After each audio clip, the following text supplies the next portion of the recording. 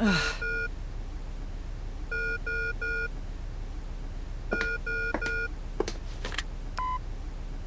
Kimishima, the corpse is already here. Are you done? Calm down, little guy. I said I'd leave in 10 minutes. It's only been 7. Yes, but headquarters is telling me to hurry. All right, I'll be right there. Goodbye. Oh, Doctor, wait.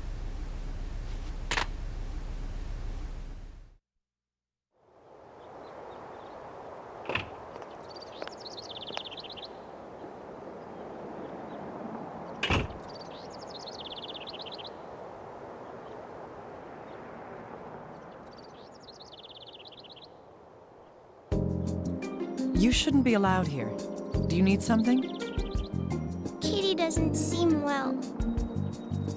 Can you fix her, please? A cat? Why are you asking me? Because you're a doctor, miss. Hand it over.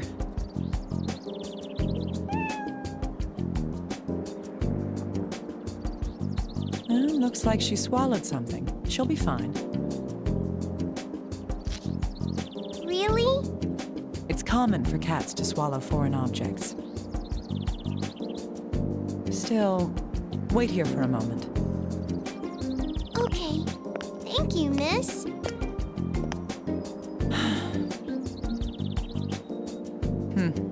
Thanks, huh? Right.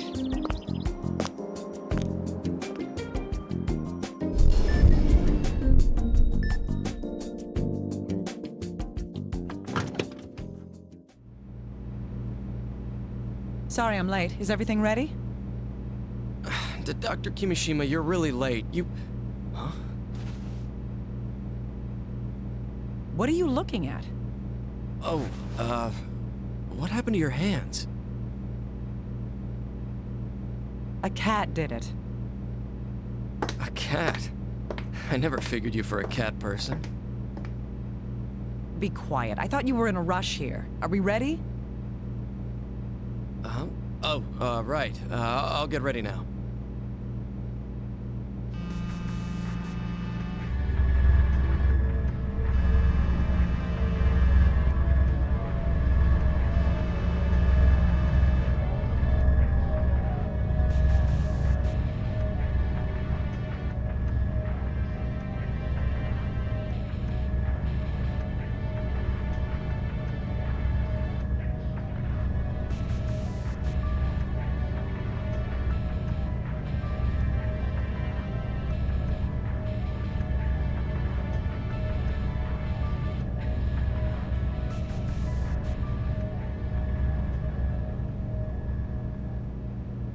I see. So you were cut short too. All right. I'll reel in the thread of truth.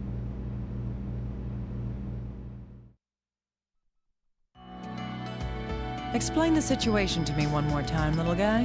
Right. A skeletonized corpse was found in a river 50 kilometers out of the city. We don't know who it is, but evidence suggests it's female. A homeless man out walking his dog reported finding it. The preliminary cause of death is being ruled as a drowning. Like you said, the body is completely skeletonized. We won't be able to ID her until we reform her skeleton. I also have records from the questioning of the body's finder. Huh, I'm impressed. For you, that's a brilliant move. Please, that's not much of a compliment. I'll leave the recorder here. Check it when you need to. Good. Let's begin. Show me how your life's thread was severed.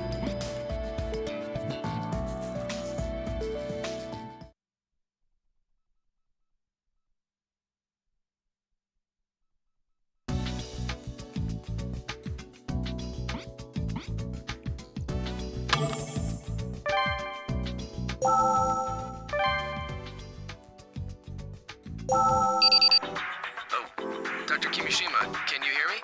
Yes, I can hear you. Why are you calling for me on the intercom? Well, it's about the corpse. Huh. I do have the corpse here, in a bag. Is this some kind of joke? Oh, sorry, that was the most reliable way to get it to you. The skeleton had fallen apart, so I had them transport it like this. Huh, I see. So what am I supposed to do with it? Please work on putting it back together. I'll start with the body. So can you please start restoring the skull, Doctor? All right, I'll take care of that. Thank you. Let me know when you start on it. When you do, I'll come pick up the rest.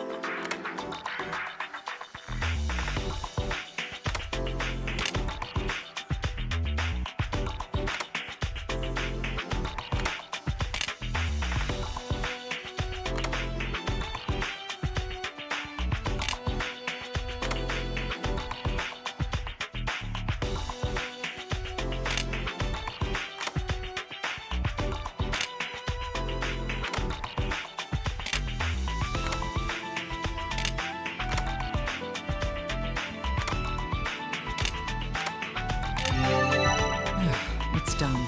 Let's take a look. Looking at this skull, I'd place the victim's age in the early 20s. That's rather young. The bone structure suggests a high probability that the victim is female.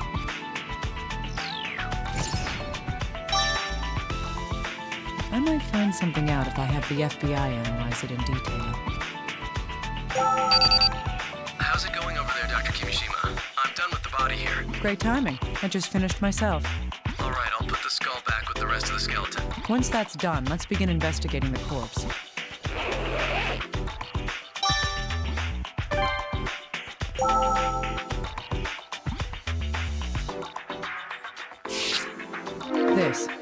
The femurs of both legs have been fractured. The femur is the hardest bone in the human body. It would have taken a massive amount of power to break both of them at once.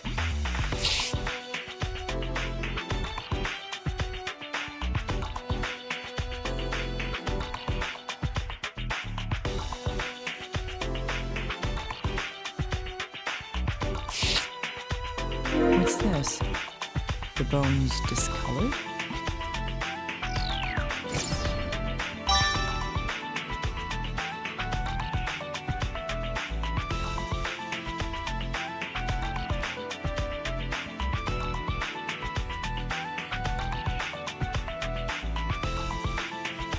I've never seen anything like this before. I'll need a more detailed look at it.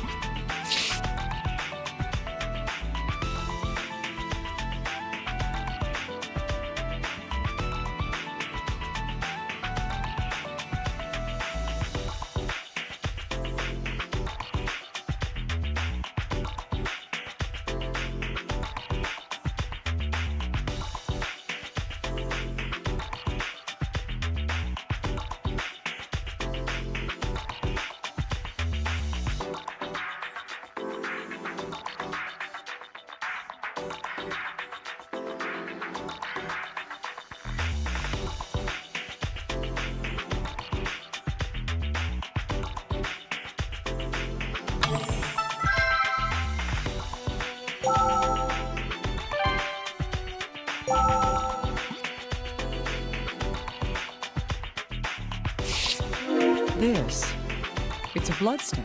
However, it doesn't appear to have originated from a hemorrhaging injury. That's because...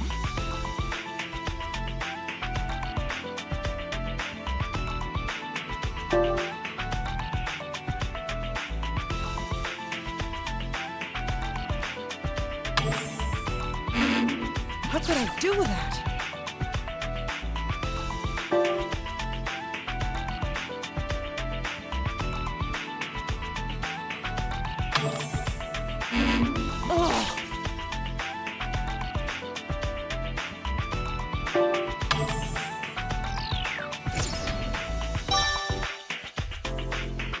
Yes.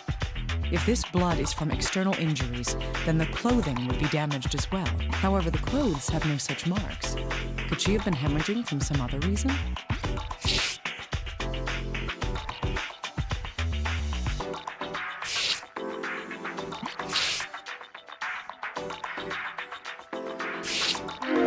These are tire marks. So was the victim run over by a car? Huh. That doesn't make sense, though, because the victim was...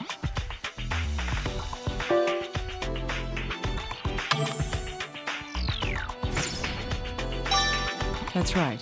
The corpse was found at a river. There may be some exceptions, but we usually don't find cars driving in the river.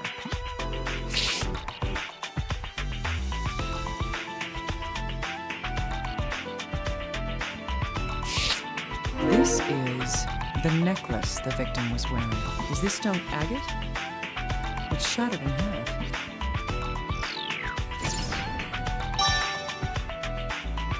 How much force would it take for this stone to break like this? In any case, this is unusual for a corpse that's supposedly drowned in the river.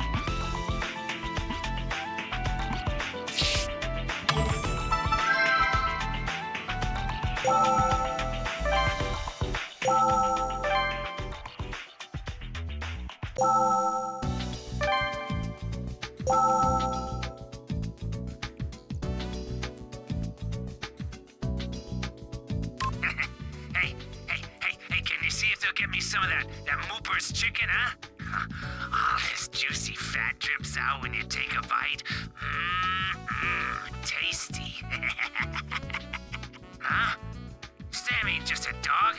He's my best friend in the whole world. Don't be stupid.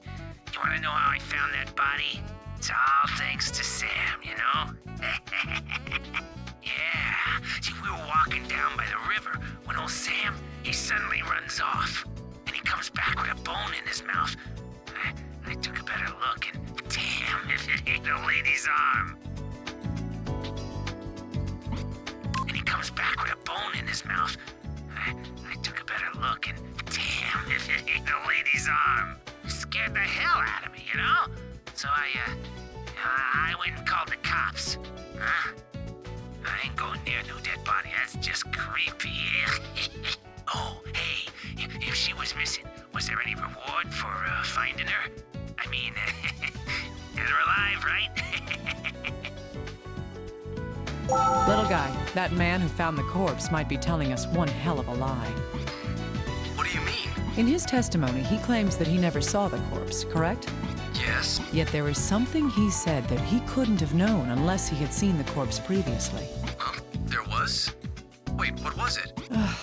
Do I really have to point it out to you? Yes, please.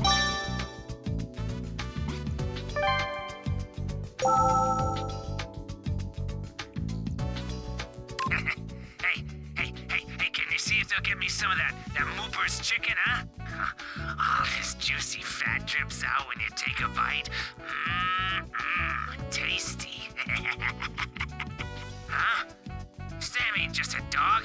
He's my best friend in the whole world. Don't be stupid. You want to know how I found that body? It's all thanks to Sam. It's all thanks to Sam, you know? Yeah. See, we were walking down by the river when old Sam... And he comes back. He said that his dog had brought back an arm bone. Even for a forensic scientist, it would be difficult to determine the sex from just that.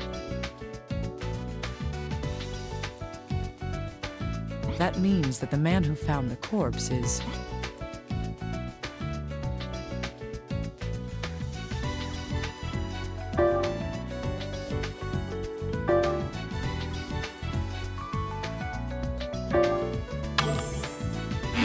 Concentrate.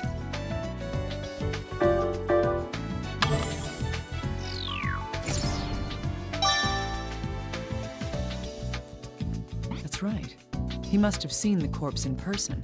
He then made an assumption of the corpse's gender based on the remaining articles of clothing.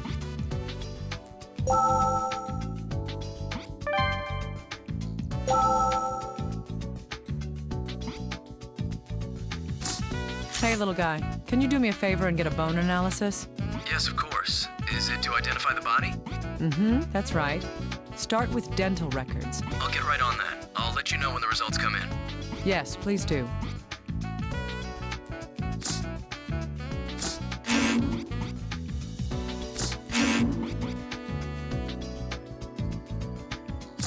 Hey, little guy, I'd like to get your opinion on something. Me? Oh, I didn't think you'd ever ask me to... Enough chit-chat. I'm transferring some data over to you. Oh, okay. What is that? Can you wait a moment? I'll compare it with the database here. It's as I thought. No matches. I've never seen this before. Not even at the place I used to work. Huh. So does that mean you don't know the first thing about it? I'm sorry, but that's correct. Fine. At least I know now that there isn't any information.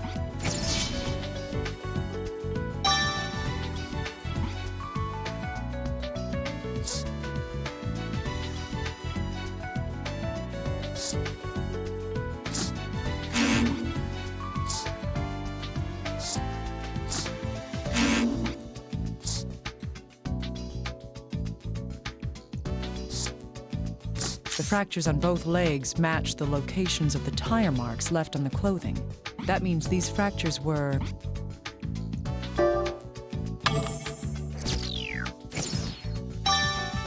That's right. These fractures in the legs appeared when she was run over by a car. How then did these marks appear on a corpse found in the river? This is a new mystery.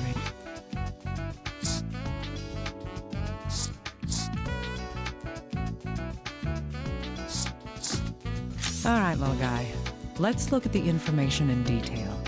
Sure, but why would he lie? A good question. Here's one possible explanation. He didn't want the authorities to know that he had been at the scene. But it's not a crime to discover a dead body. Why would he try to hide that? The most likely reason why he didn't want it to be known is...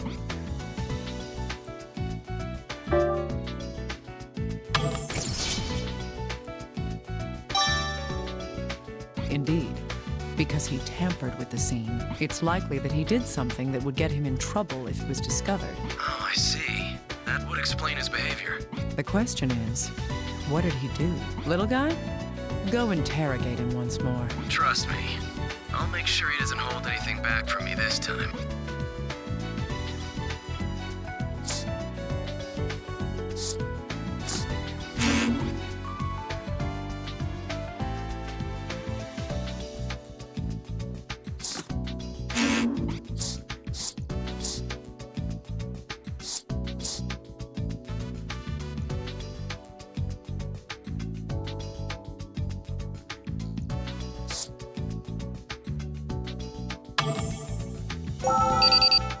Oh, Dr. Kimishima, good timing. There's something I need to tell you. I'm listening. What is it? The team that collected the corpse has turned in an investigation report. It seems that a type of tick was found in the ground where the corpse is located. Ticks? Yes, depending on the season and environment, various insects are attracted to corpses. They normally leave once the body's been reduced to the bone, but some ticks burrow underground and remain there for a while afterwards. True. They'll leave eventually as well, but perhaps the ticks could tell us something.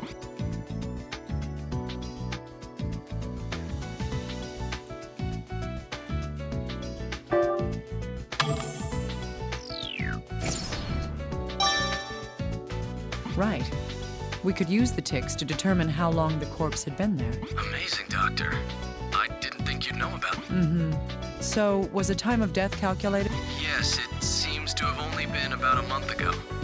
That's not too long, biologically speaking. A month?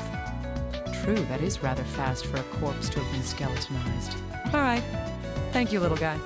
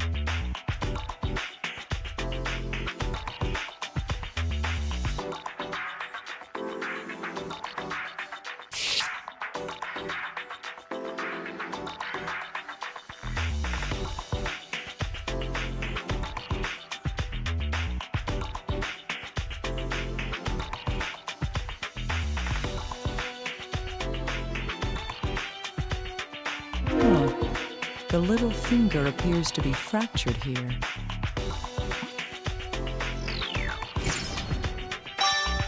What could have caused this bone to break?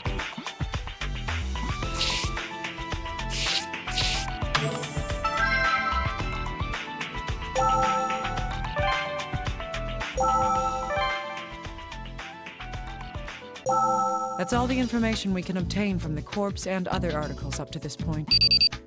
So, Dr. Kimishima, is the cause of death drowning after all? No, there's a good possibility that the cause of death was something else. The damage to the skeleton is too severe for drowning to have been the cause. Her skull itself was...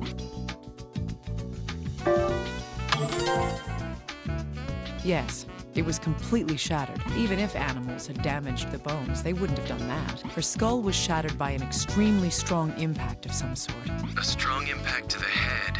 That isn't consistent with a drowning. There's more to it than that, though. During the autopsy, the corpse's femurs were... Right. The femur is supposed to be the most durable bone in the human skeletal system. However, both her femurs were completely fractured. This also suggests that some kind of powerful impact had occurred. I see. Also, in the area where the corpse had been found, the water level was low, and there are no waterfalls, rapids, or records of floods. There's nothing in the river itself that would cause such damage to the corpse. Yes, but that's all we know for now.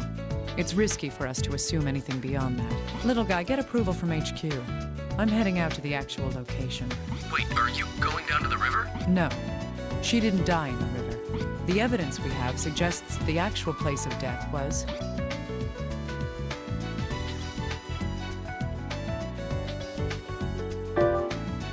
Right. This location is the most likely place.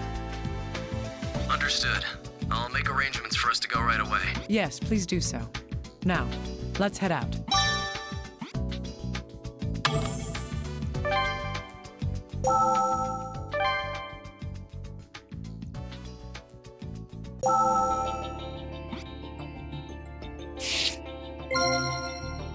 This piece of stone isn't a natural shape. Somebody had to work on this. I feel like I've seen something similar recently. Long skid marks and signs of a collision. What do these tell us?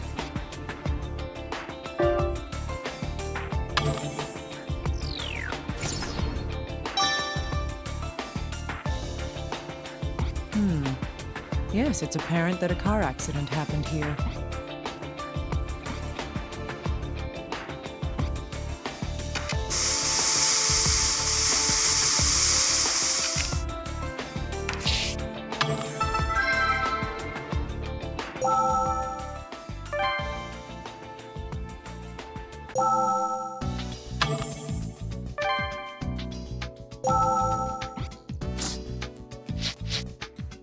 That's correct.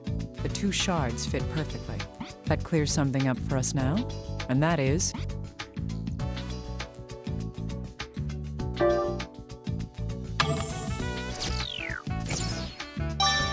Yes, the victim was on the bridge where the accident occurred. There's no conclusive evidence of how she died yet, but this may be a clue.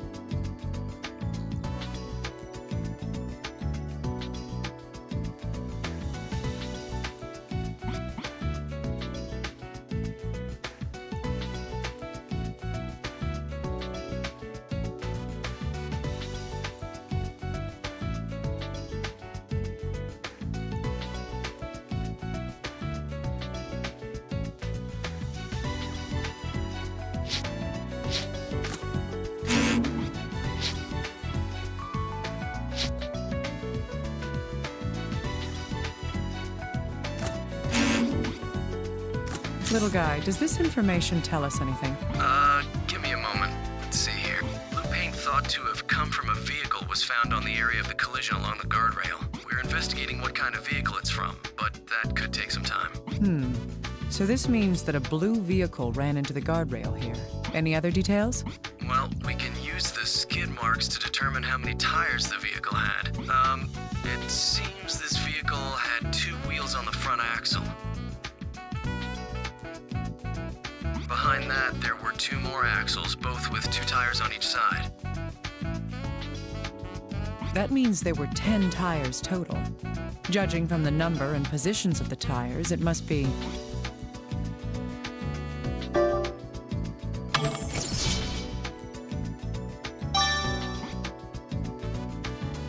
Yes. The pairs of tires are for dispersing the weight of the load it's carrying. Thus, this vehicle is designed for transporting heavy shipments. I see. I'll get in touch with the investigators about this. Please do. Hopefully they can use this to find other things.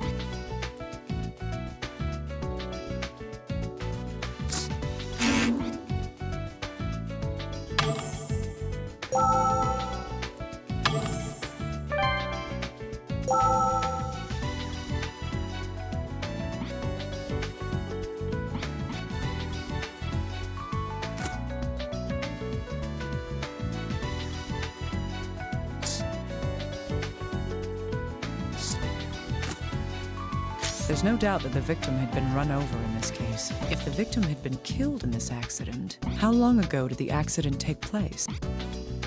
Right.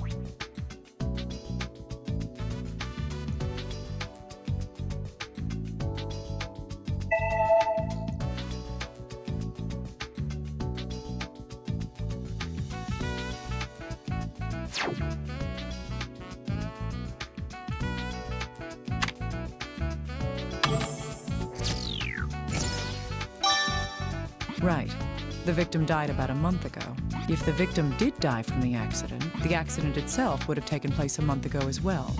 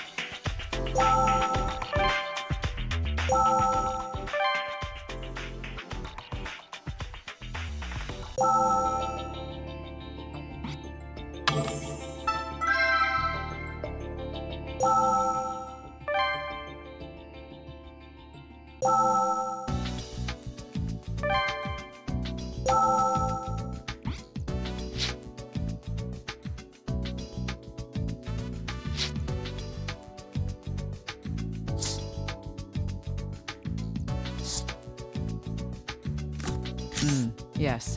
There's evidence that the victim had been on the bridge when the accident took place. There's evidence of having been in a car accident on the victim's body and clothing. That evidence is...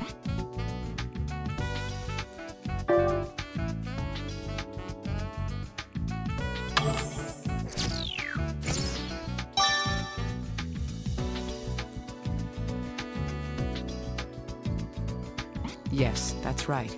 Taking these two facts into account, it's quite likely that the victim was in an accident at that place. Dr. Kimishima, we've identified who the body was. Great. Was there a hit in the dental records?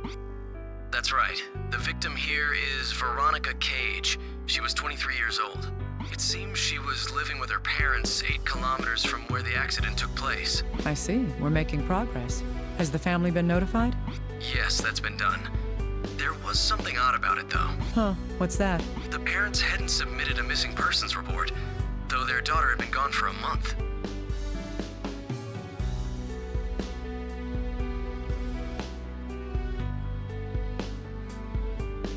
You must have had a happy childhood, little guy. Every family has its own problems. Huh. We questioned them just in case. The interviews were recorded. If you need to listen to them, check the voice recorder. Huh, all right. Anything else? Oh, one more thing.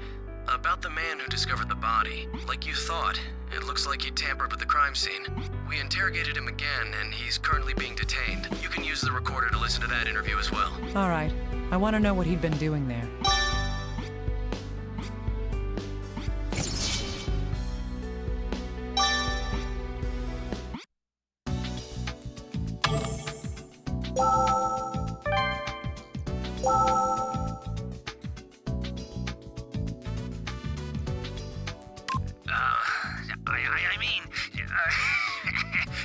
Sorry. I was, just looking around for anything I might be able to sell. And, then, we found that woman's, well, yes.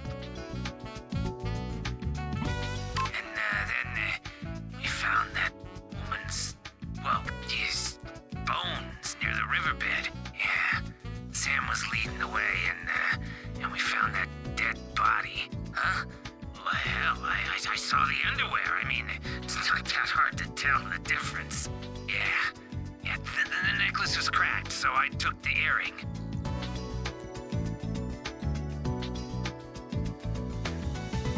Yeah, the necklace was cracked, so I took the earring. I looked around for a while, but I only found one of them. And who's gonna buy one earring? I can't buy one earrings. I can't even sell it. Yeah, you can have it. It's worthless junk. Anyway, I called the cops after that. I thought I might pick myself up a sweet little reward, huh? Yeah, there is gonna be a reward, right? How much? Huh? No reward? Obstruction of justice?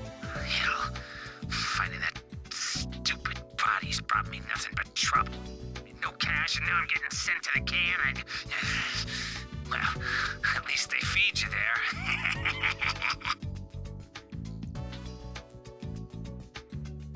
Yeah, there is.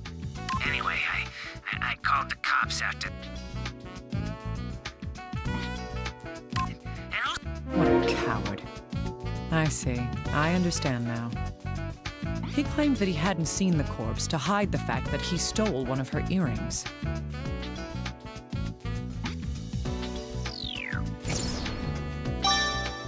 This man deserves a severe punishment. I should tell the little guy about it.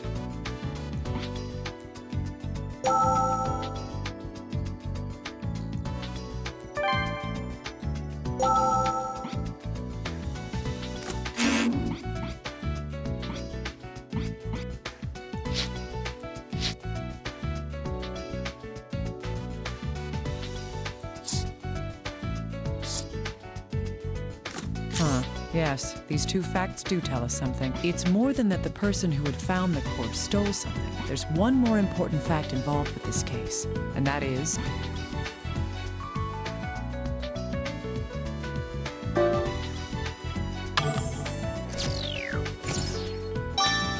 Yes, only one of the victim's earrings was at the scene. Either it came off somewhere, or she was only wearing one all along. Where could the other earring have gone?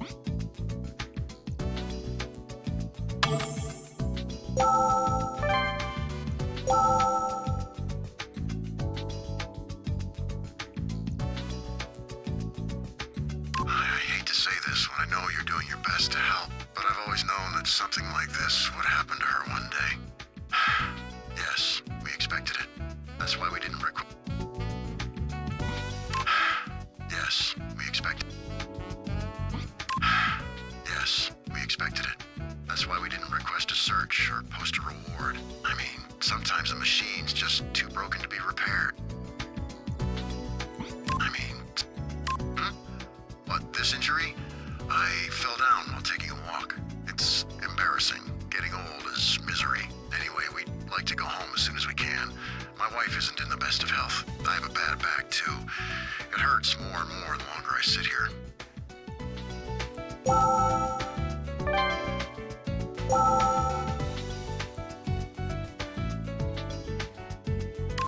Yes, I'm all right. I suppose that I'd been expecting this to happen one day. My daughter, she was a kind girl, but ever since she dropped out of high school, well, she lost most of her friends and was practically alone in the world. At some point, she started going out almost every night. Sometimes she didn't come home for an entire month. We thought that's what happened this time, too. Oh, this? I slipped on the stairs. Yes, my husband and I are both getting rather old.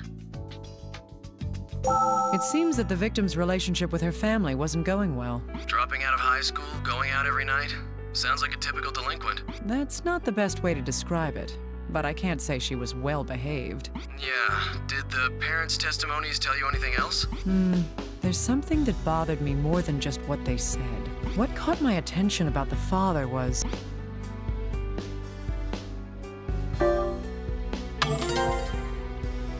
It wasn't major, but there was some injury to his face. And in the mother's testimony, my attention was caught by...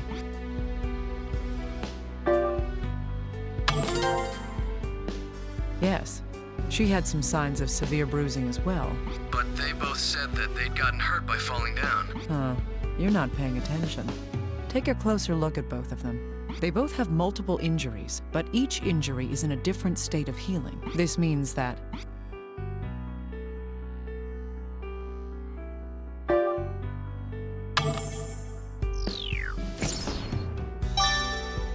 Right.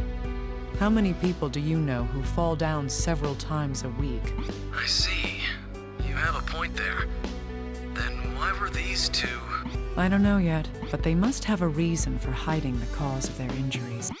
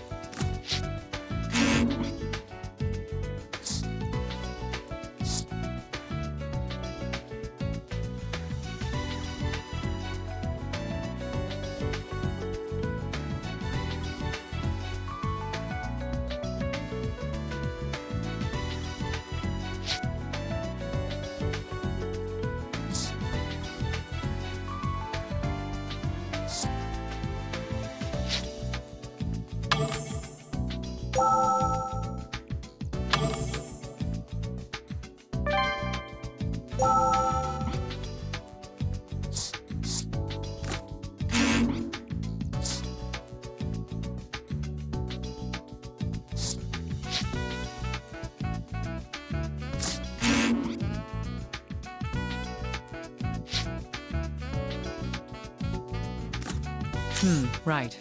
Since we now know who she is, this information should be consolidated. 23 years old. She must never have imagined that she would die so young. I don't sympathize with you, but I'll do my best, for your sake.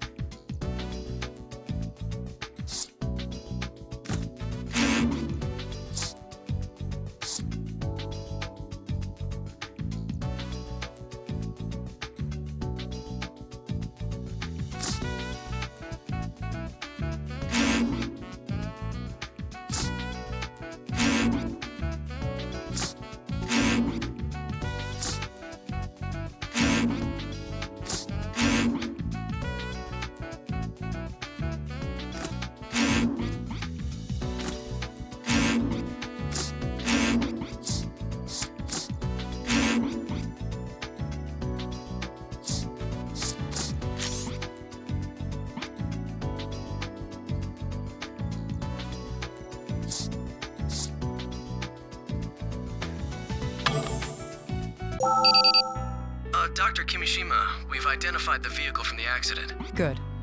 That's rather quick. For you guys. Hey, come on. We're a national government agency.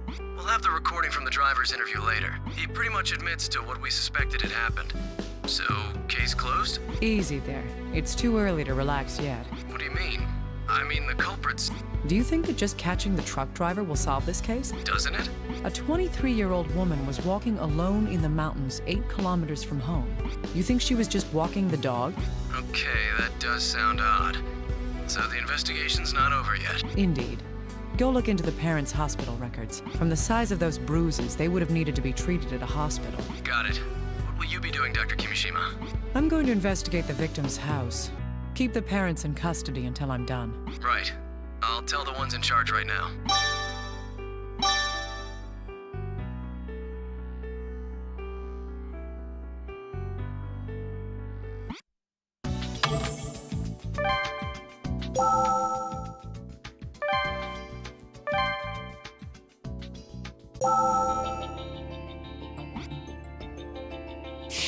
These pieces of glass seem to have come from a mirror. Let's see.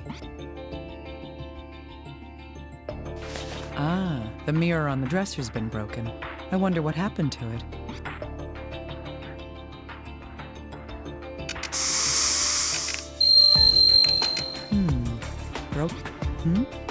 A reaction to the luminol. It seems there's something here that isn't part of the broken mirror. This. It's the same earring that the man who had found the body had stolen. But what would this be doing here?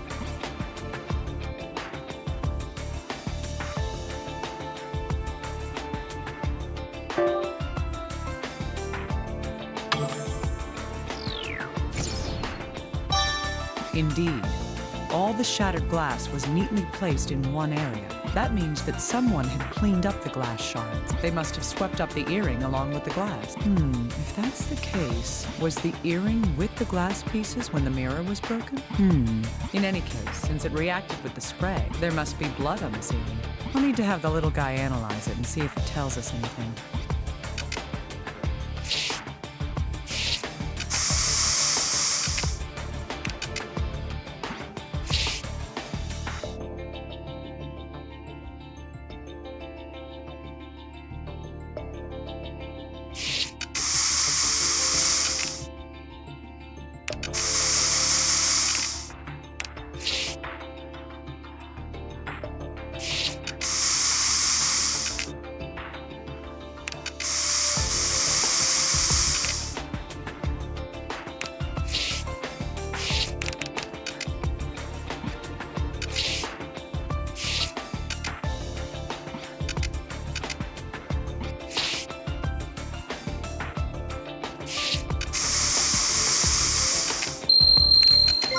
It's an ordinary package of breath mints.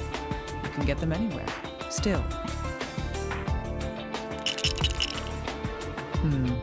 Just as I thought. These aren't mints in here.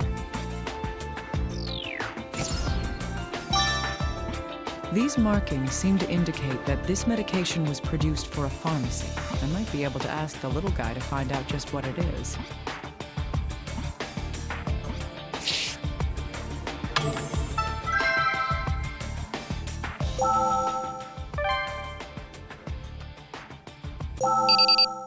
Dr. Kimishima, we've received the interview with the truck driver from the accident. Huh, all right. How did he seem? It's easy to sympathize with him. Sounds like a case of wrong time, wrong place. I see. All right, I'll check the recorder. Please do. I'll transfer it over to you. I need to pay careful attention to his account of what happened before and after the accident. What Veronica was doing prior to being hit, and what the driver did afterwards. That's what I should be sure to listen for.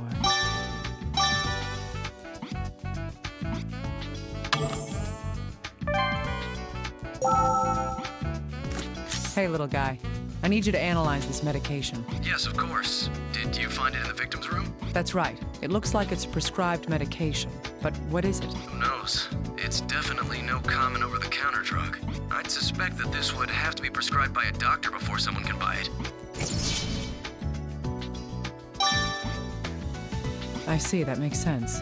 This could mean that the victim had attended a hospital. Was the victim suffering from some kind of injury or disease?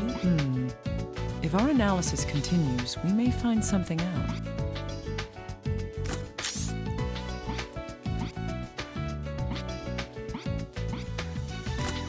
Hey, little guy. I need you to analyze something. Sure, send it over to me. I see. There's blood on it. The DNA matches the victim as well. Also, this metal fitting seems warped. Could it be worn out from use? That doesn't seem to be the case. Look again at the bloodstain. The bloodstain? It's not on the ornament. It's on the needle part that goes through the ear. If there's blood there that matches the victim, then the earring was...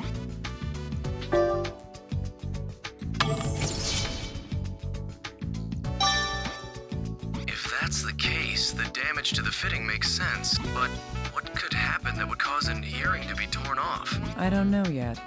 Still, there must be some connection to everything else here. I think this information may lead us to some more concrete evidence.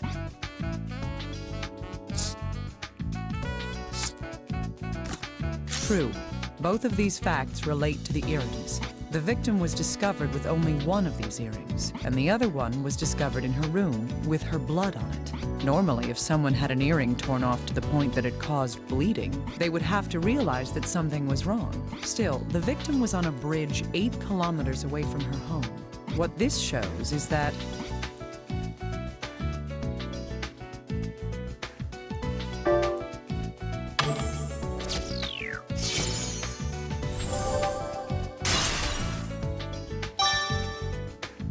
That's right. She didn't leave this room by her own will.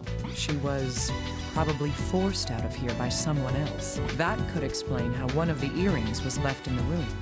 But why would whoever abducted her leave her on a bridge 8 kilometers away? I feel like there's a lot of truth that remains to be uncovered. Dr. Kimishima, the results of the analysis on the corpse have come back.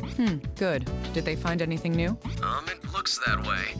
The report indicates that the fractures to the femurs and skull, they were all posthumous injuries. So these wounds were inflicted after she died? Yes, that's what the report says.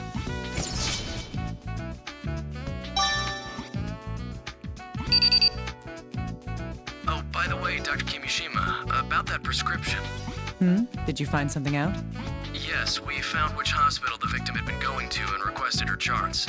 It says Veronica had been to the hospital a month prior to her death. Her symptoms were migraines, visual and auditory hallucinations, mood swings, and aggression. It also says she was vomiting blood and had convulsions, along with hemoptysis. Convulsions? Vomiting blood? Yes, that's what it says. The doctors urged her to have more detailed examinations, but it seems that she had no intention of listening to them. In the end, she left the hospital and whatever disease she had went unconfirmed. If only her doctor had forced her to be hospitalized. That's just how things are these days. People really get concerned about strangers.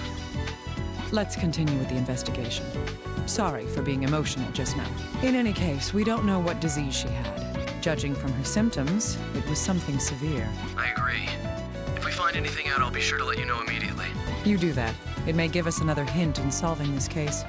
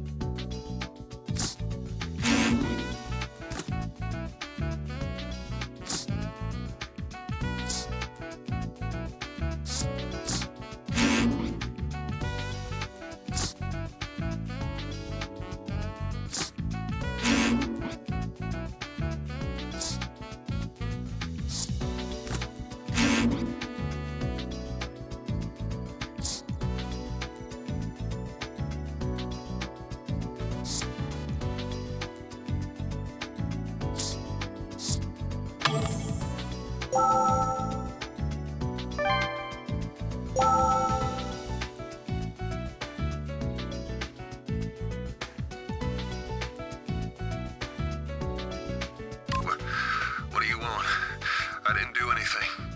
I don't know. A woman. That woman.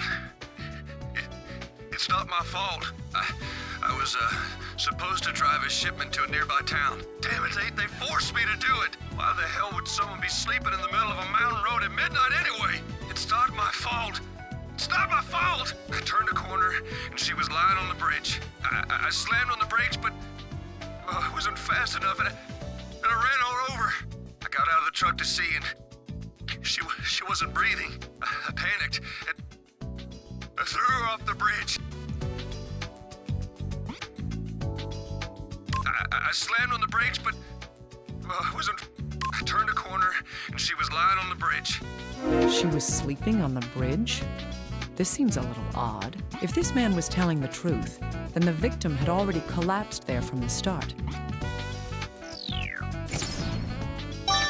It doesn't seem like he was lying, but what in the world does this mean?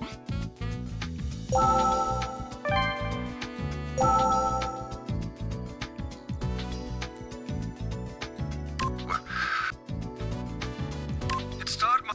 I turned a corner and she was. I slammed on the. I got out of the truck to see, and she wasn't breathing. I panicked. He threw the victim's body over the bridge. This means that the victim wasn't knocked off the bridge by being struck by a vehicle.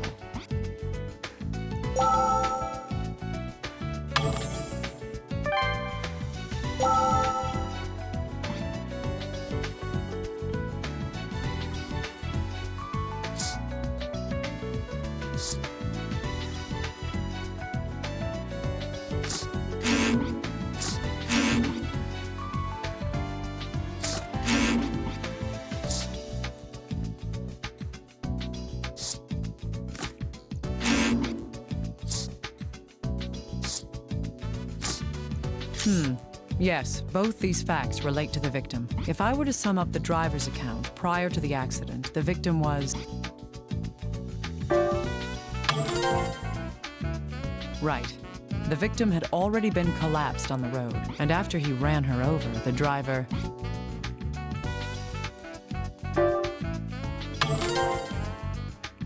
Yes, he threw the victim over the bridge. Little guy, what's the FBI's opinion about this? He's already admitted to killing her. Why would he lie about that? Indeed.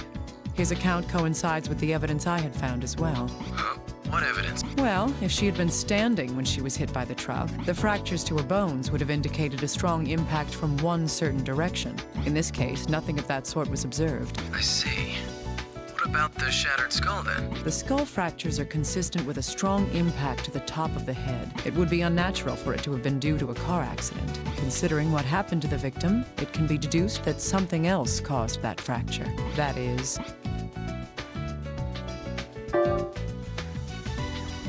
Yes. If she was unconscious when she fell from the bridge, the fracture due to an impact to the top of the skull is understandable. I see. You're right, that does make more sense.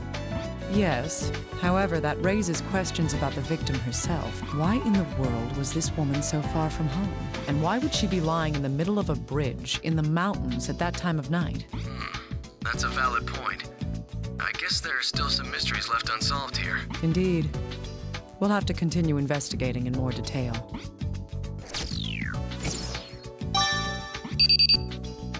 Oh, Dr. Kimishima, we were able to look into the parents' injuries. Good job. What did you find?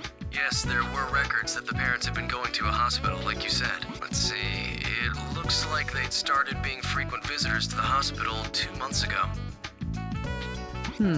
How many times is frequent? Oh, we didn't check every detail, but it was several times, ending about a month ago. The hospital staff seemed worried, since many of the injuries seemed to be signs of abuse. Did they tell the doctors who had been physically assaulting them? No, they didn't. However, some of their injuries were quite severe. The mother seemed to have suffered some visual impediments due to a wound on her eye. I see. Further investigation is required to determine who had been abusing them.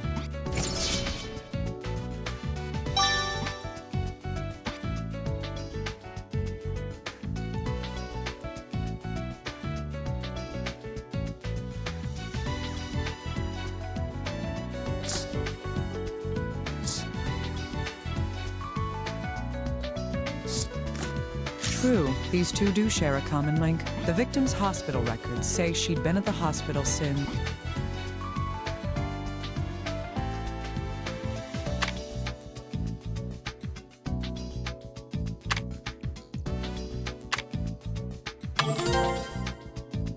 Yes, 2 months ago. For the month before her death, she'd been treated at the hospital. Now, the parents' hospital records say they'd been visiting the hospital since...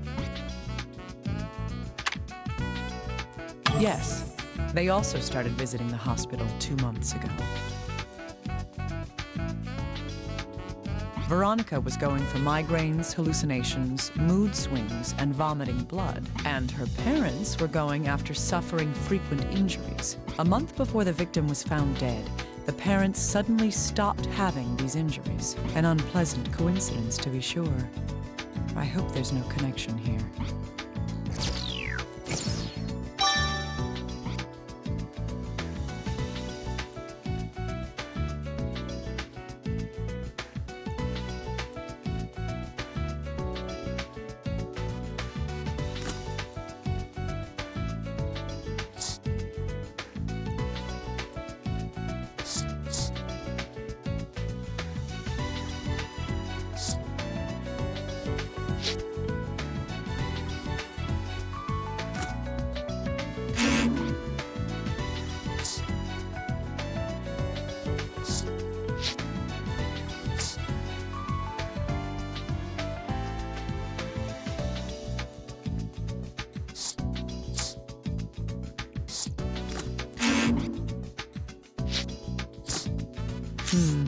Yes, we can put these two facts together. According to the chart from the hospital, the victim's condition caused her to vomit blood. If she had continued to vomit blood after her hospital visit, that would explain the bloodstains on her clothing. Yes. Thus, these bloodstains were caused by the blood that she had vomited.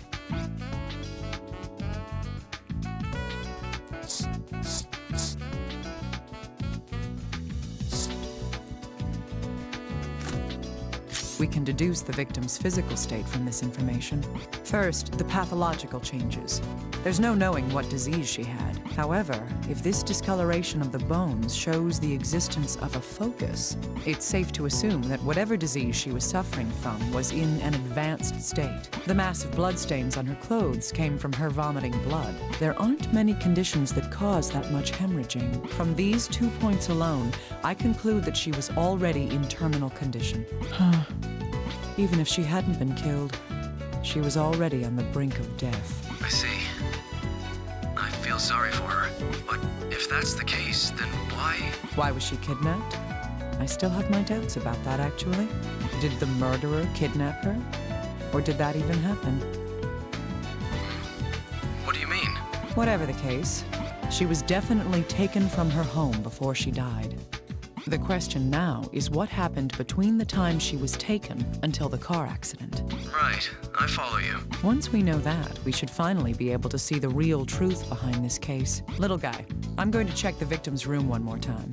I thought you might want to, so I have a new tool ready for you. Someone's prepared. And what kind of present do you have for me? It's not the most appropriate gift for a lady, but it's aluminum powder for finding fingerprints. There are some useful additions to the mixture. Ah, great. I'm impressed. I'm glad you like it. Spread the powder anywhere that looks suspicious and shine your investigation light on it. And that'll make any fingerprints stand out? All right, I'll give it a try. Good luck. Well then.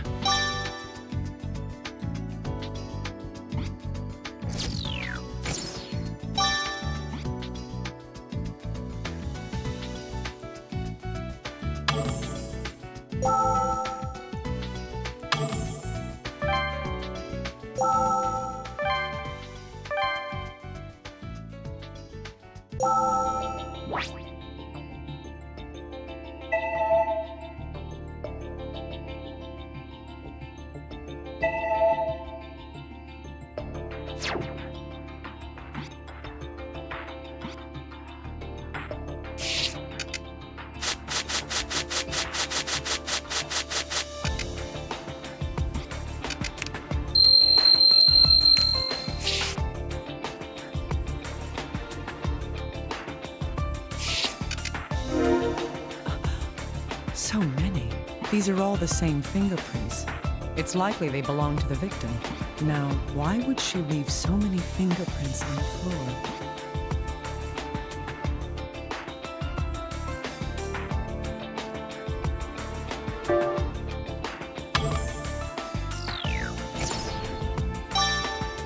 Yes.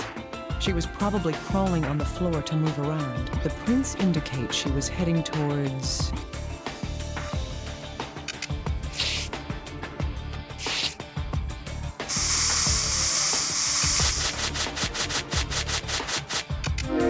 The prints on the floor lead to the room's entrance. They're even under the mat. What's underneath the mat? Nothing. What could this mean?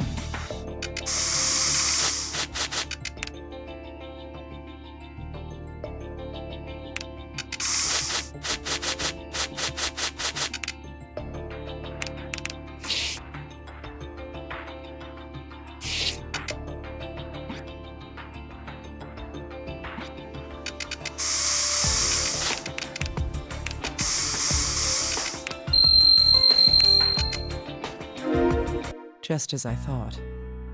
These are bloodstains. They must be Veronica's. Considering the facts so far, these bloodstains must have been caused by...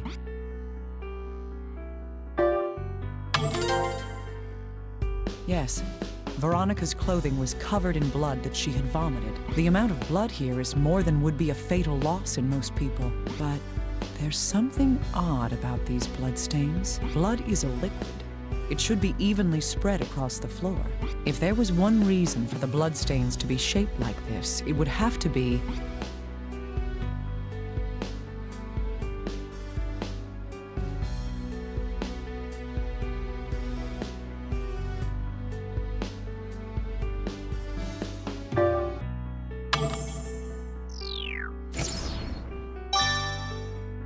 Yes. This door was closed when Veronica was vomiting blood. That's why the blood spread unevenly.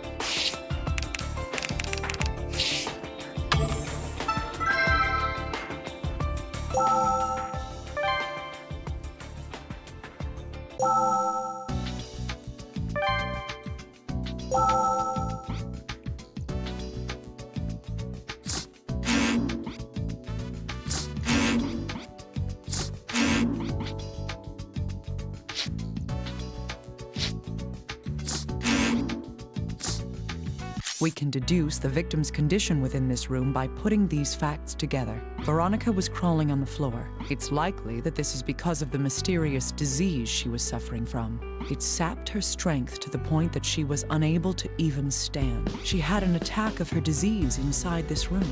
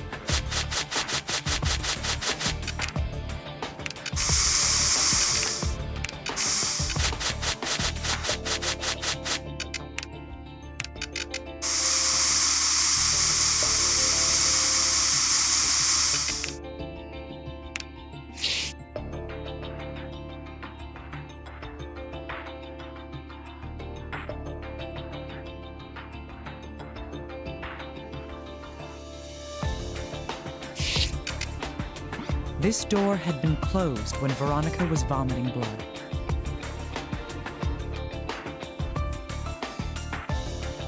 Thus,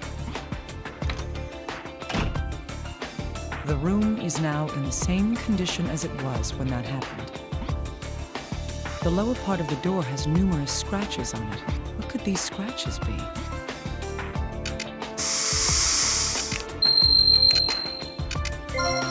Huh? Bloodstains?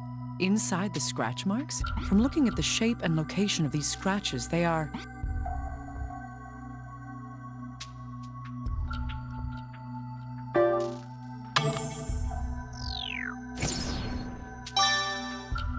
Yes, these are traces that someone had clawed at the door. On top of that, it was done with such desperation that their own nails cracked and bled.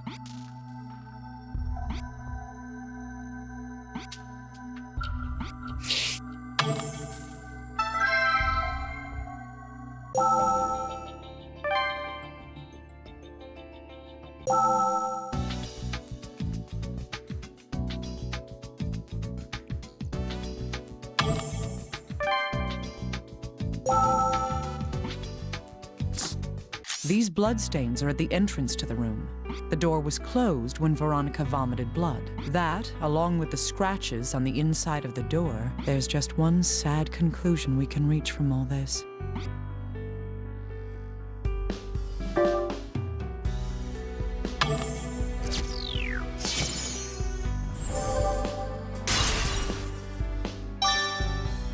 Yes, Veronica was prevented from leaving here.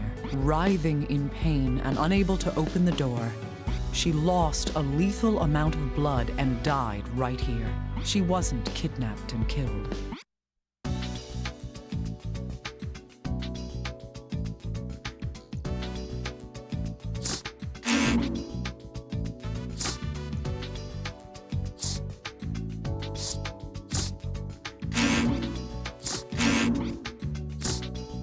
Her skull was shattered when her body was dropped from the bridge. We've confirmed that both those injuries occurred after death. From those facts, it's clear that when the victim was on the bridge,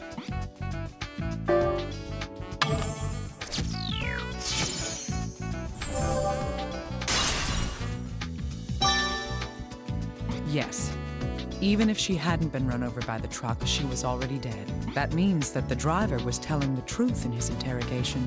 Then does that mean that she was kidnapped from her room, murdered, and then had her corpse dumped on that bridge? I don't know that just yet. We'll need to investigate a little more.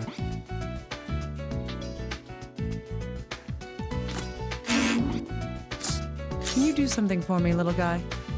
I need this bone analyzed in detail. Oh, sure. What do you mean by in detail, though? I just need to know if this fracture occurred before or after death. This must have happened while she was still alive. Take a look at this area here. You can see where it started healing. Great. I thought as much. All right, thank you.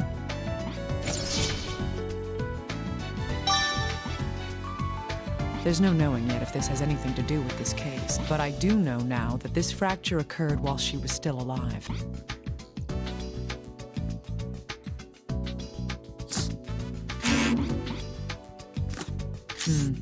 Yes, these seem to be related. According to the charts, the victim's symptoms were migraines, hallucinations, mood swings, vomiting blood, hemoptysis, and perhaps most importantly,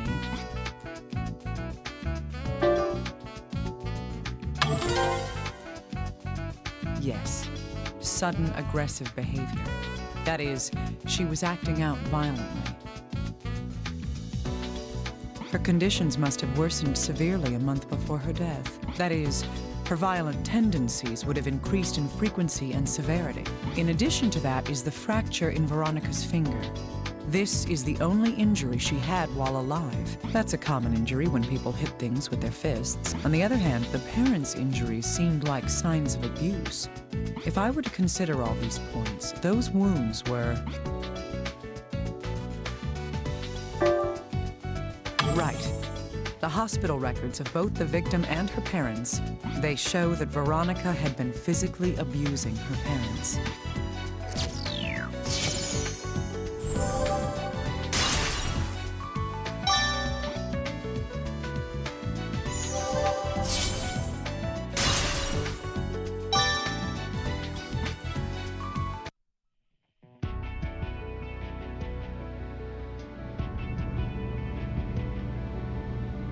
the dead shall speak. Let's put together the truth of what happened here. A woman's skeleton was found 50 kilometers downriver of the city. The victim's name is Veronica Cage. She was 23 years old. She was suffering from some sort of illness. It caused her severe pain along with mental instability. When she couldn't go on, she snapped and turned violent. This card shows the truth of that emotional state.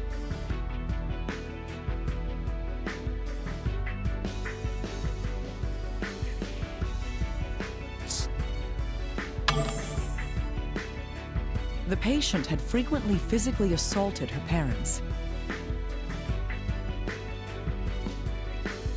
This same disease finally caused her own death as well. This card shows evidence of that final attack.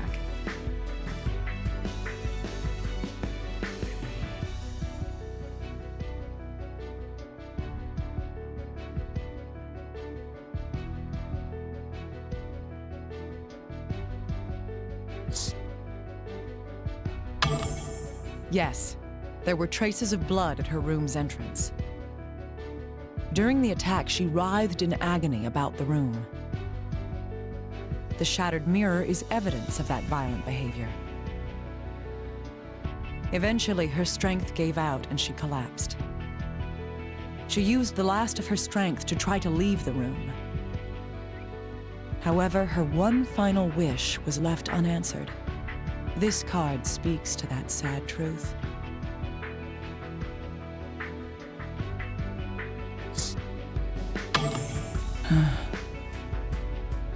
In her fading consciousness, she tore at the door.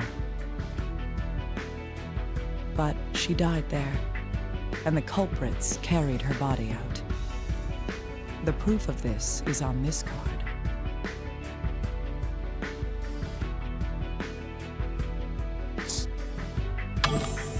Exactly.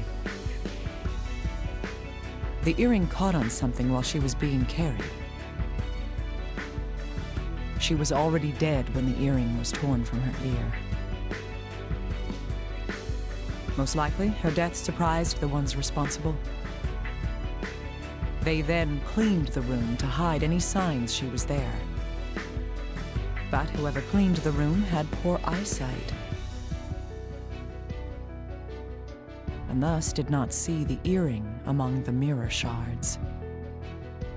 The body had to be hidden as well.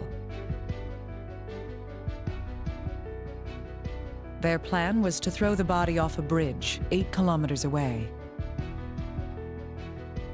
But they were scared off by a pair of oncoming headlights. This culprit, with a bad back, gave up and fled the scene.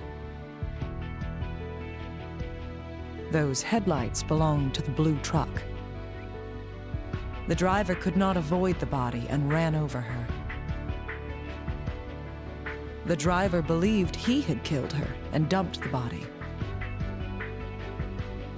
Ironically, what he did only completed the culprit's plan. This card has proof that she was already dead when run over.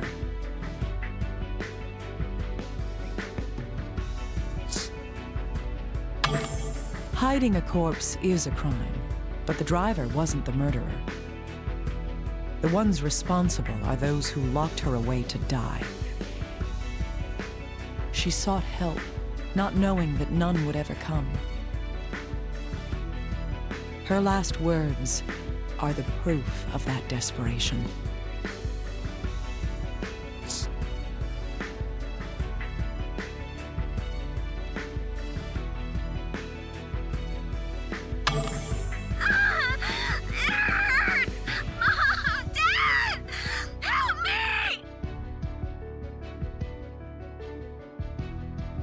This is the whole truth in how her life was cut short.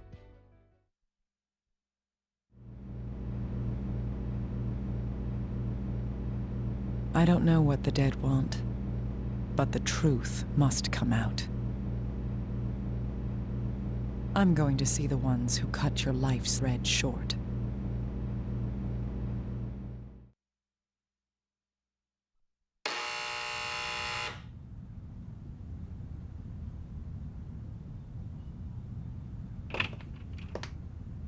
the medical examiner. What brings you here? Your daughter died in suffering.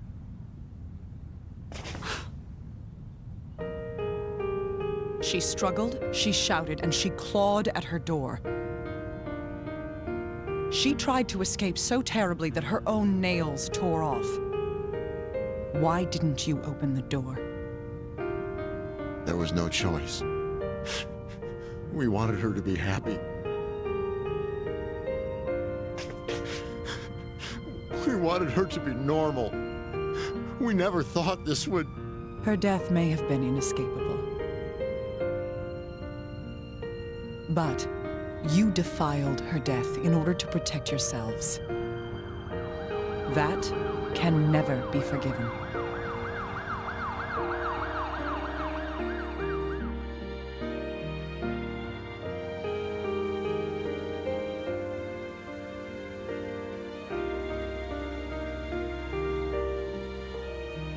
When death came to you, did you suffer? Soon I will know for myself. Miss Kimishima, your test results have come back. I see. Let me ask you up front. How long do I have until my flame goes out?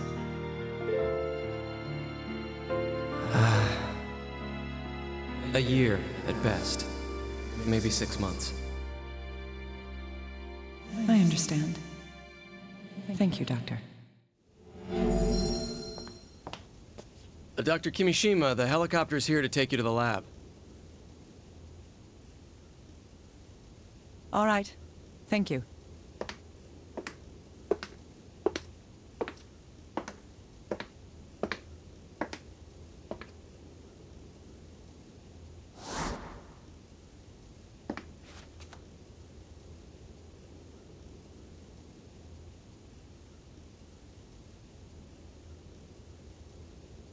Rosalia. What is this? Someone's name? Dr. Kimishima, are you all right up there? Yes, I'm fine. I'll be right down.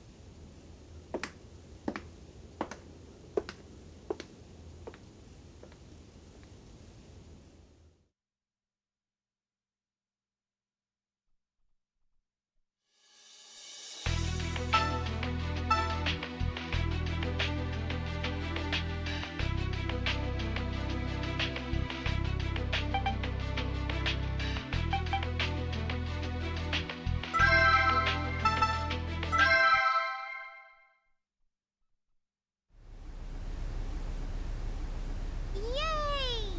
Hello, Mr. Butterfly. I'm Alyssa. I live in the house over there. Where do you live, Mr. Butterfly? Great. She's at it again.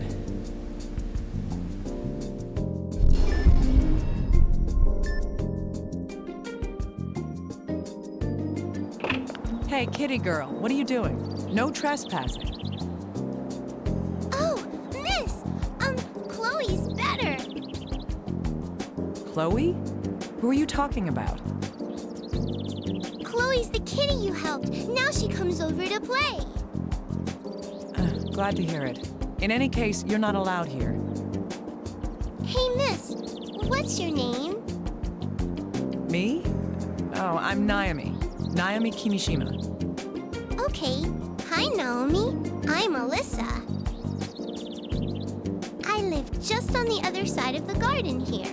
I see. That makes us neighbors. Yep, so I can come see you anytime I want. Now, Alyssa, this is a place where most people can't go. That's why I need you to... Oh, and who's this little princess? Am I intruding? Chief. Hello, mister. I'm Alyssa.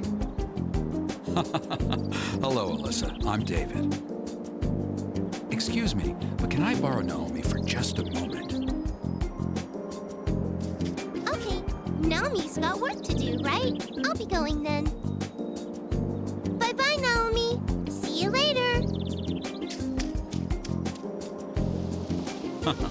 It seems you've made a cute little friend. You know she doesn't have any security clearance, right? Now, do you think I'm that uptight? It's not like we're using diamonds to decorate the garden. Anyway, you're here to talk about work, correct? I'm listening. Yes, a few hours ago, a body was found in Oxford. The FBI is requesting that we send you to investigate it. Me? Is there some crime involved? It's our job to determine that. What do you say? This is my duty, isn't it? I'm on it.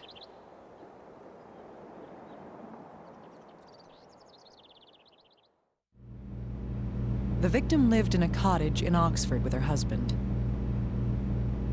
The husband called the police, saying he had killed her. When they arrived, she was on the floor with a chest wound.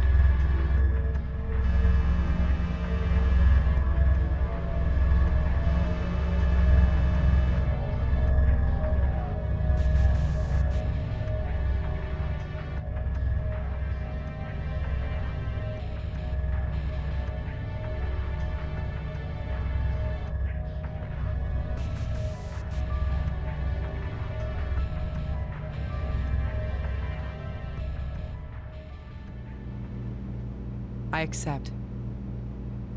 The FBI thinks the husband may not be telling the truth. All right. Let's discover how this tragedy played out.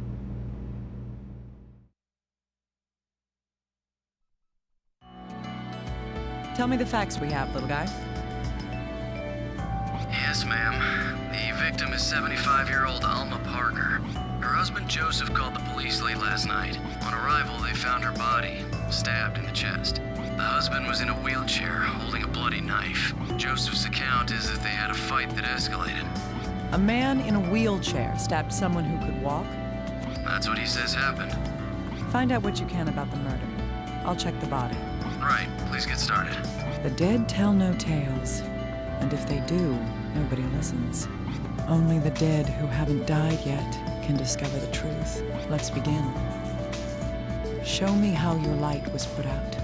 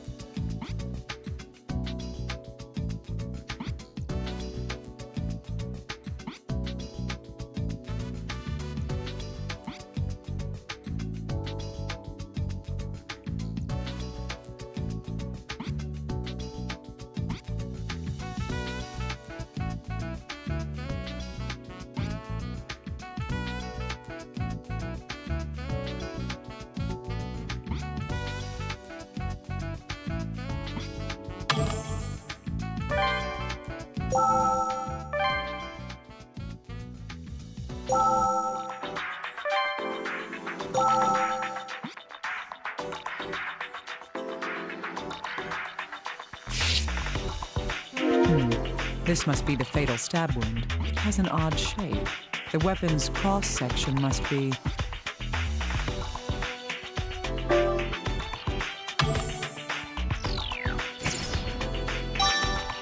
Right. The weapon must be shaped like a cross. That weapon most likely penetrated the heart and killed the victim. What kind of weapon has a shape like that?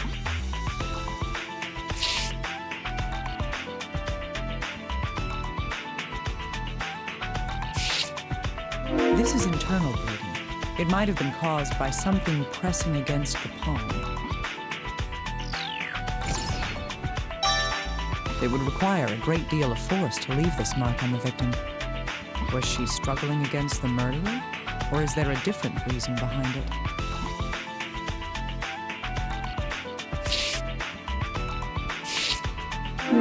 What could this be?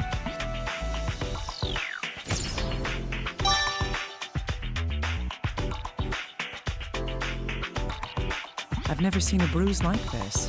Is it something congenital?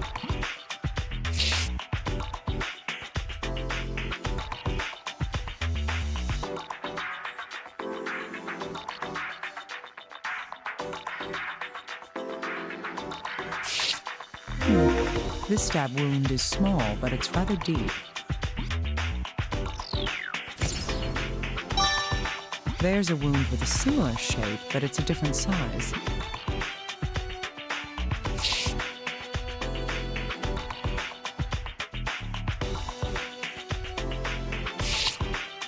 The victim has a wound on her head. It's star-shaped? What can wounds tell us?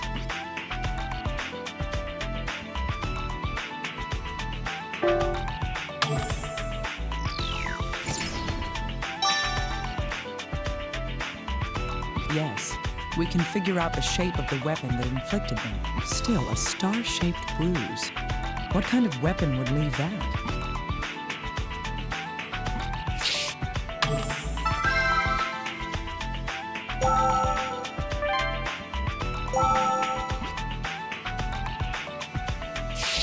Bloodstains on the left sleeve. Was there a wound on the corpse's arm?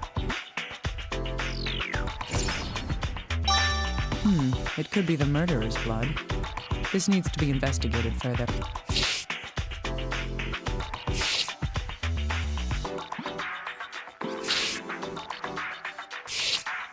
What's this? Is it hair? That's bizarre, because...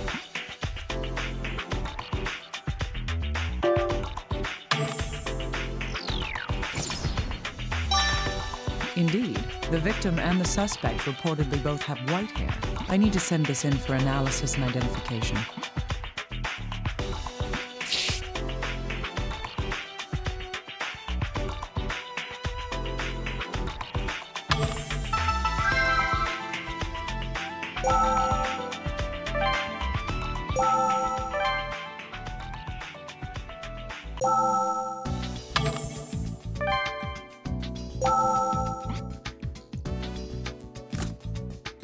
These stab wounds are different sizes, but they have the same shape. We can deduce that these wounds are connected by...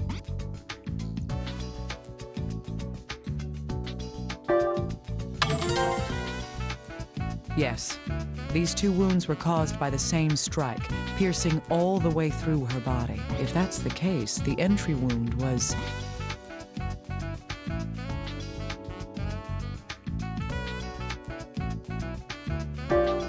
Indeed. If something is pierced all the way through by a sharp implement, the entry wound must be at least as large as the exit wound. If these wounds were caused by the same strike, it would have to be 20 centimeters or longer. This isn't enough to identify a weapon, but it does get us one step closer.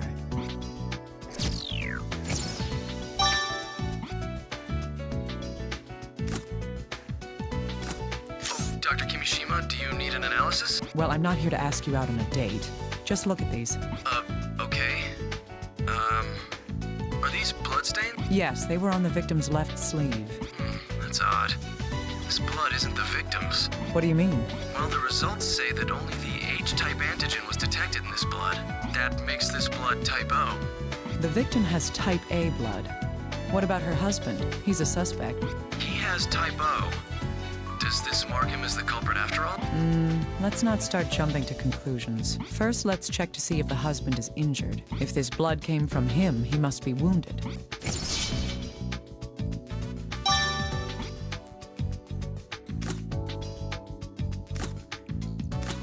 Hey, little guy, could you analyze this hair? Yes, of course. Dr. Kimishima, this isn't human hair. It seems to be from some sort of animal. Did the victims have any tame household creatures? You know, they're called pets. And no, there weren't any signs that they had any. Strange. Still, this is obviously not human hair. I can see cuticles, so this isn't synthetic hair or a fiber. All right. Can you identify what animal it's from? No, that's beyond my expertise. Oh, but I do see something odd about it. Go on. Well, the hair has a tip, but the other end doesn't have a root. No root. That means...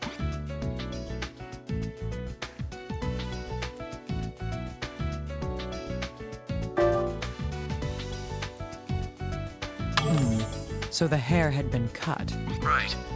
This means that the hair didn't fall off the animal naturally. Why would something like this be on the corpse?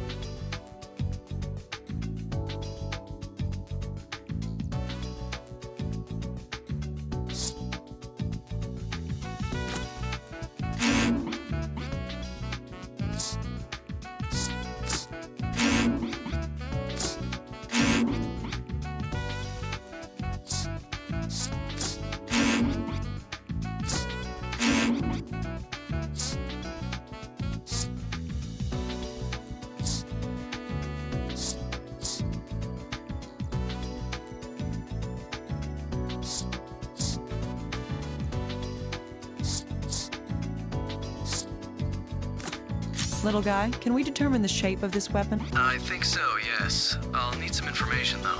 What can you tell me? How big is it? Well, it's at least 20 centimeters. It's shaped like a cross shape. Does that help? Yes, thank you. We'll have the results in a moment. I see. This isn't a cutting tool, like a knife. It's like a spike or a spear. Something meant for piercing. So, a stabbing weapon. I don't like the looks of this. Right. This isn't your usual murder weapon.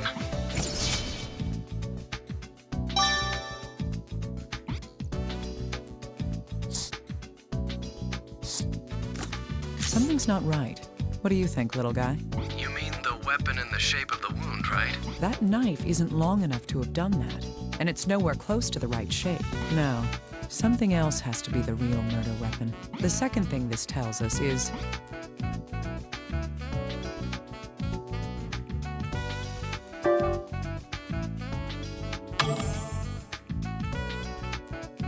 concentrate.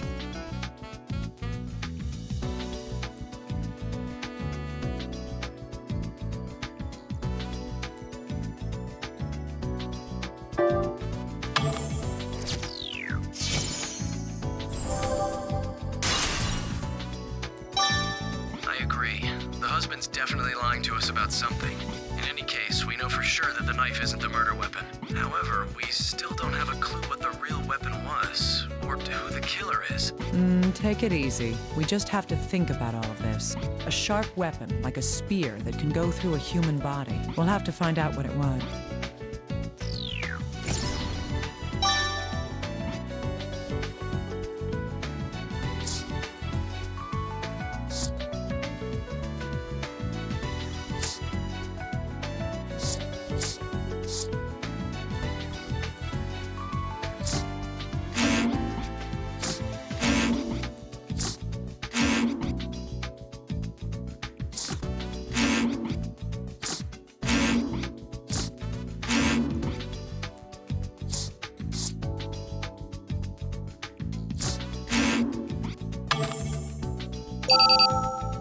Dr. Kimishima, we're done interrogating Joseph. Joseph?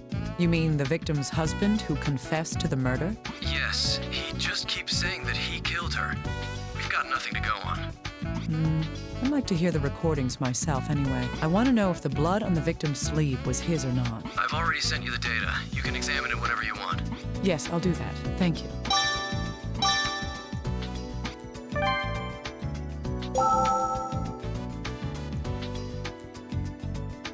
I've already told you people, it was a domestic dispute. I was angry at my wife and I stabbed her.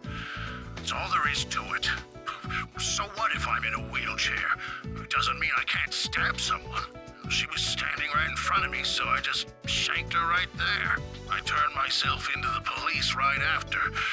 You know what happened after that. But what about my hand? I injured it, that's all. I see. The victim's husband does have an injury on his hand. This will prove that the bloodstains came from the husband.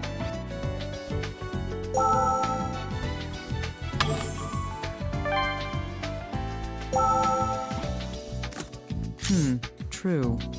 These pieces of information do share a common bond. The blood on the victim's sleeve is type O. Joseph has a wound on his right hand, and he himself has type O blood. There's little doubt that the bloodstains on the sleeve were left by him.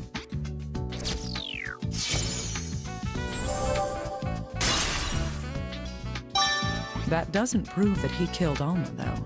We'll need more evidence to be certain. Let's keep investigating.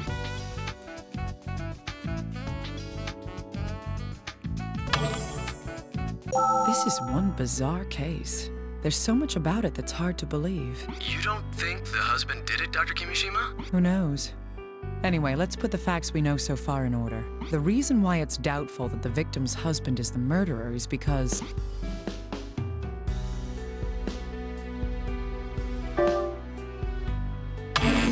that was careless.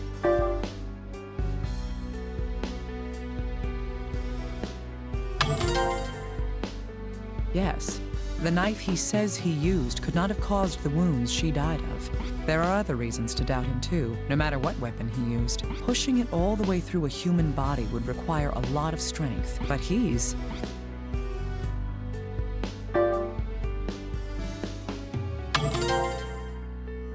Indeed. He is wheelchair-bound and cannot stand under his own strength. Would he be able to kill someone like this while sitting in a wheelchair? His hospital records make it clear that he can't stand up at all. Yes. The shape of the weapon and the details of the death make it unlikely that he's the murderer. Still, he insists that he's the one who killed her. I don't get it. Usually people lie to avoid being blamed for a crime. Huh. You have a lot of experience with lying, Mr. Investigator? Hey, we agreed not to bring up the past, didn't we? But why would he want to make himself the criminal? All I can think of is that he's defending somebody else.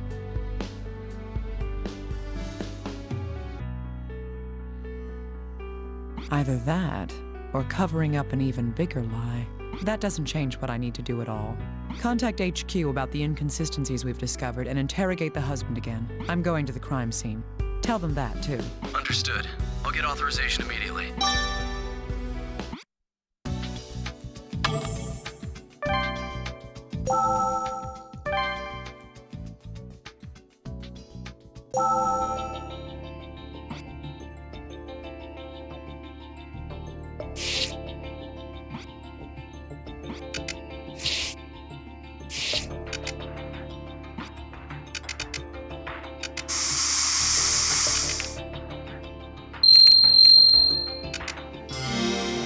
This. It's a shard of glass. What could that be from? Supposedly, only Joseph and the responding police officer were at the murder scene. If that's the case, then...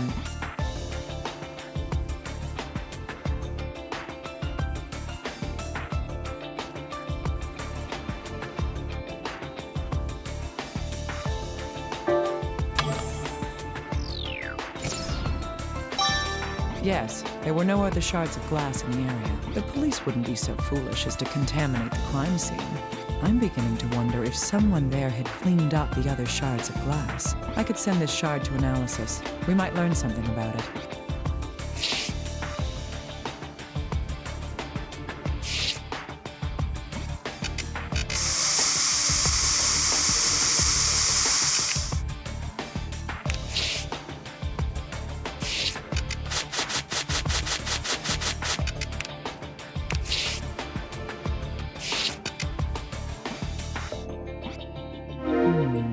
There are traces of something having been burned in this fireplace. It's something other than firewood.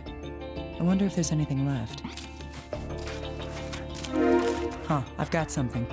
What is this? There's something else here, too.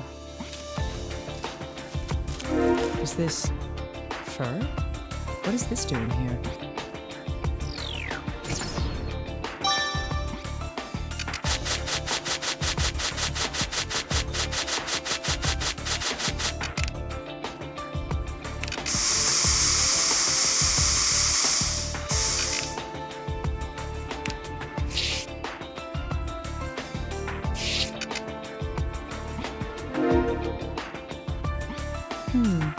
There's an inscription on this clock.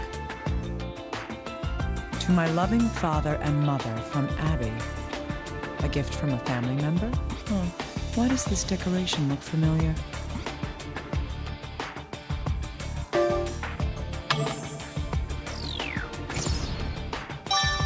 That's right. It's the same as that star-shaped bruise on the victim's head. The murderer could have struck the victim with this clock. I need to take this back and carefully investigate it.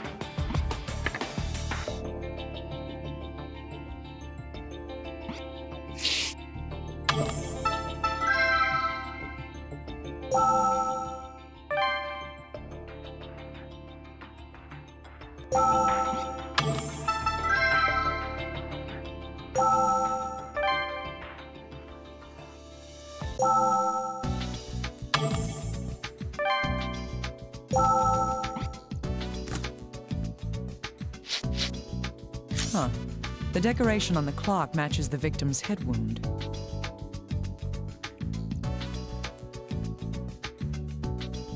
But this couldn't possibly have been the fatal blow. I need to know exactly how this wound would have affected her.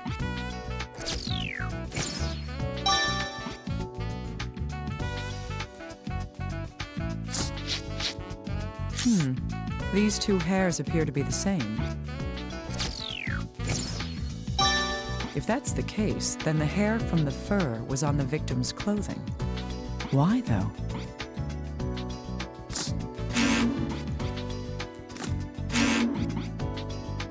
Little guy, could I bother you for a moment? Anytime. How can I help? Well, the wound on the victim's head was caused by a clock found at the scene. I want to know what that wound would have done to the victim. Okay, I get it. I'll start looking into it right away. Let me know the moment you get some results. Hey, little guy. Your turn. Yes, what is it? Oh, you need something analyzed? Just one moment. There's some kind of compound on the concave surface here. Any details? It's wine. Yep, no mistake. So, there's wine on the inside of this piece of curved glass. That means this shard comes from... That's probably right. Then again, there could be some oddballs who drink wine straight from the bottle or something. Perhaps. Let's assume for the moment that it's from a wine glass. A little more investigation may provide us with more information.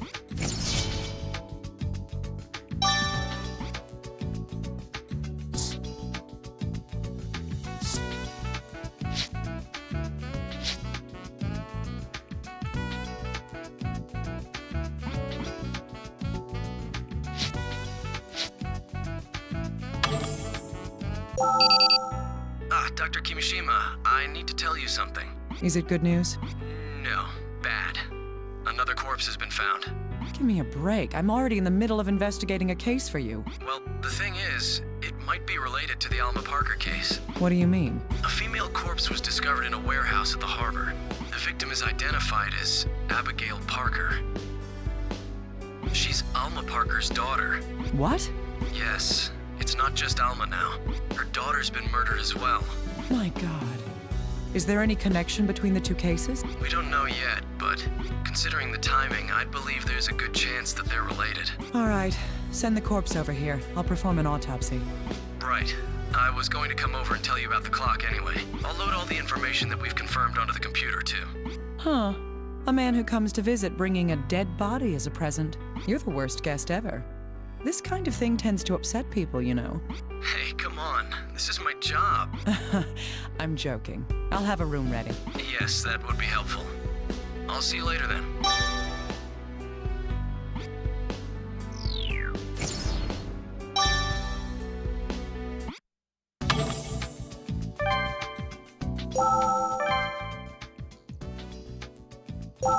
The daughter of Alma Parker, the first victim.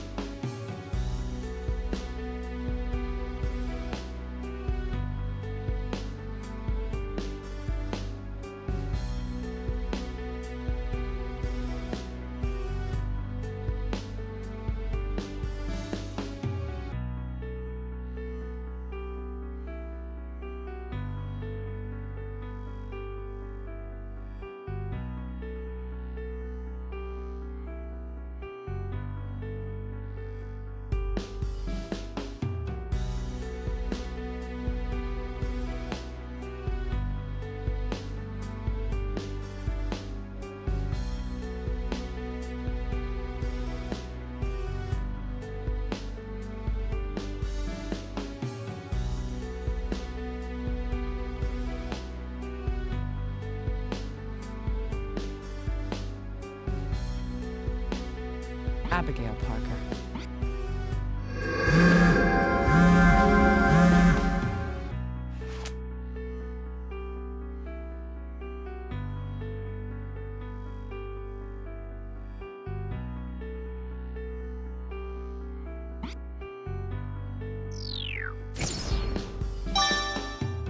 These were her last words.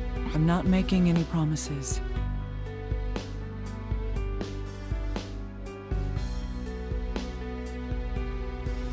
But I've heard your words.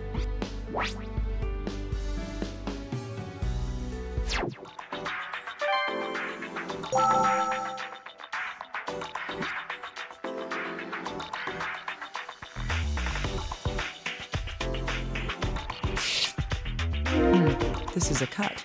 It seems like it was inflicted intentionally.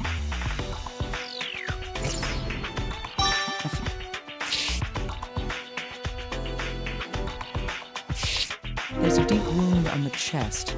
This must be the fatal wound.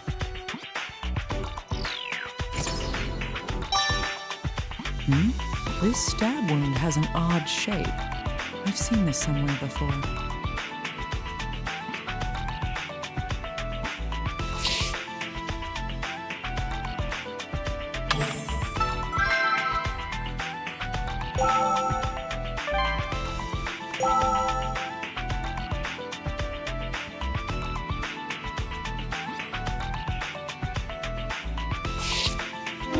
This is the cell phone that Abigail was carrying. It won't turn on. Is it broken? This should be sent in for analysis. It may have some useful information.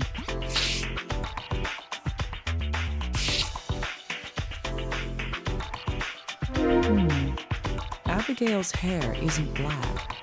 I've seen this black hair before. It's...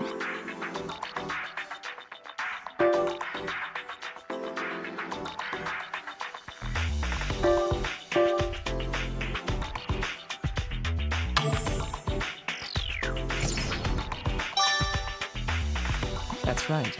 It was animal fur.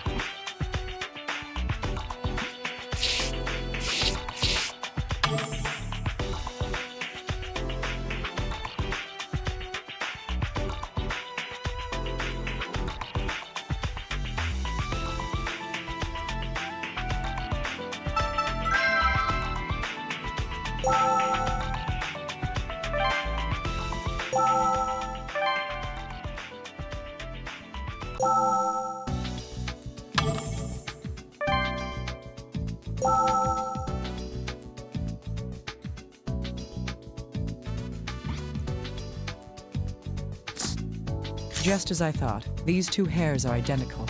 So we know that the hair from the fur found in the fireplace at the murder scene was on both of the two victims. From this, we can deduce that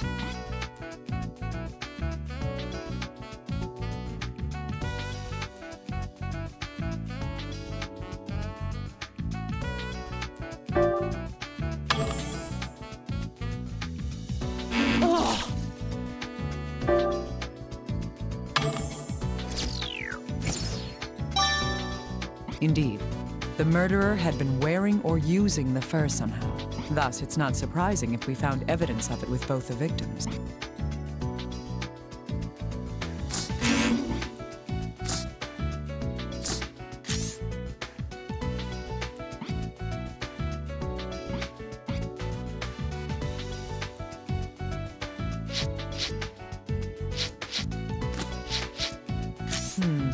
These murders are too similar for us to dismiss the possibility that they're related. The wound on Alma's hand wasn't caused by external trauma, while Abigail's wound was obviously made using a sharp tool. At first glance, these may seem to be completely unrelated. However, if we consider any similarities or connections between the two corpses, these wounds may indicate some hidden link that we haven't discovered yet.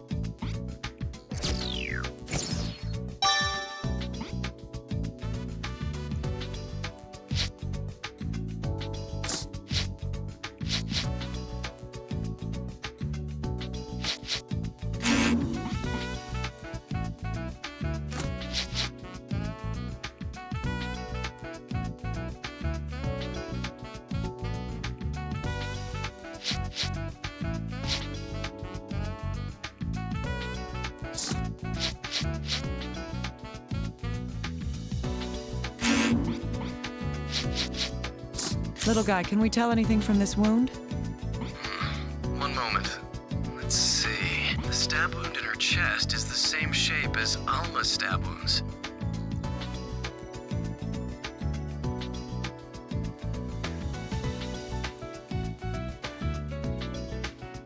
Is that so? My hunch was right. This proves...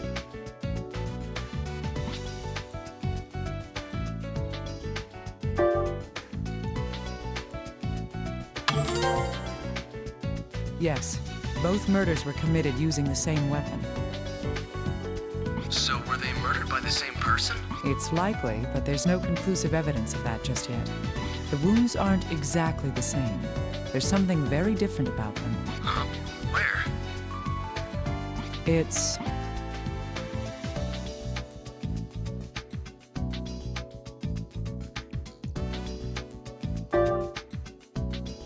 Yes, the depths aren't the same. Couldn't that just be coincidence? They weren't killed by a machine after all. I can't rule that out as a possibility either. Still, Alma's stab wound pierces all the way through her body and out her back. Abigail's wound barely reaches her heart. These wounds would require a vast difference in strength to inflict. I see. Is that so? In any case, it's dangerous to make more assumptions than is absolutely necessary. Let's continue investigating.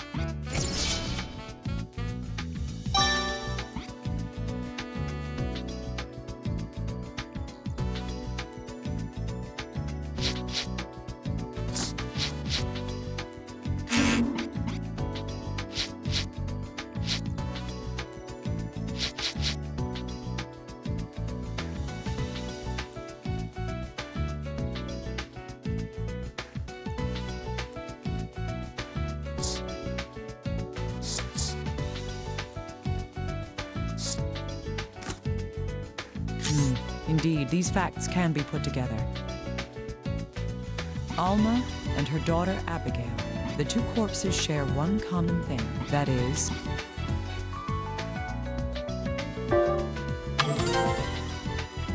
Yes, the same weapon was used for both murders. Another similarity can be found among their belongings as well.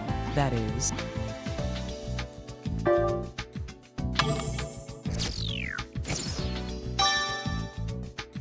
Yes, both of them had the same type of animal fur on them. There's a very high possibility that these crimes were committed by the same person.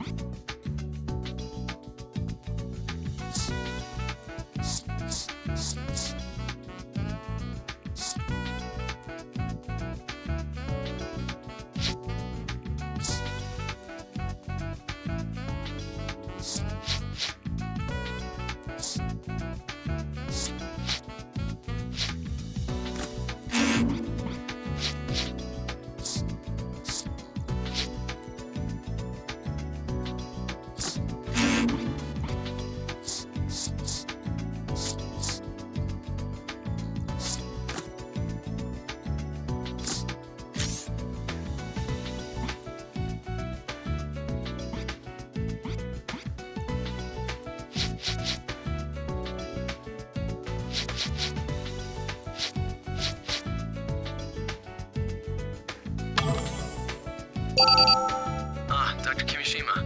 A new testimony has arrived. Good. Whose testimony is it this time? Let's see. First, we have the person who found Abigail's corpse. He owns a restaurant, but he seems to be an acquaintance of the victim. Really? How did they know each other? Well, it seems the victim was an occasional customer at the restaurant. According to the testimony, the victim had visited the restaurant not long ago. I see. This may be able to help us determine the victim's situation before she was killed.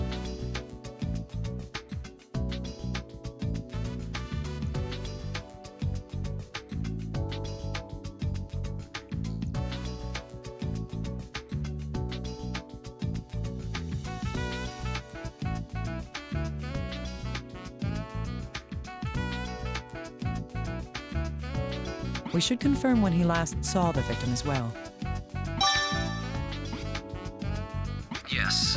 There's another bit of testimony that needs to be addressed. Go on. Well, it's Joseph Parker.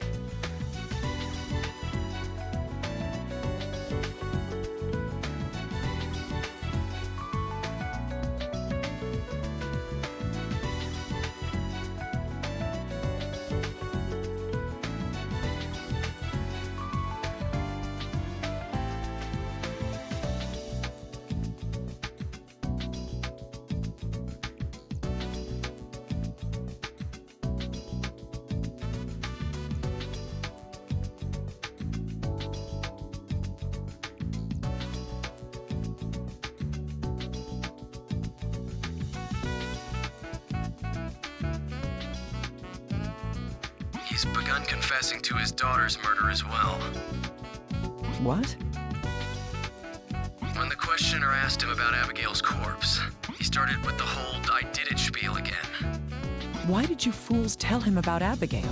Well, he is her father after all. Someone was bound to tell him. Well, we've lost the chance to learn what really happened from him. No matter where you go, there's always somebody who has to ruin it for everyone. Oh well, what's done is done. I'll listen to his testimony too. Send the voice data over. Understood. Please do so.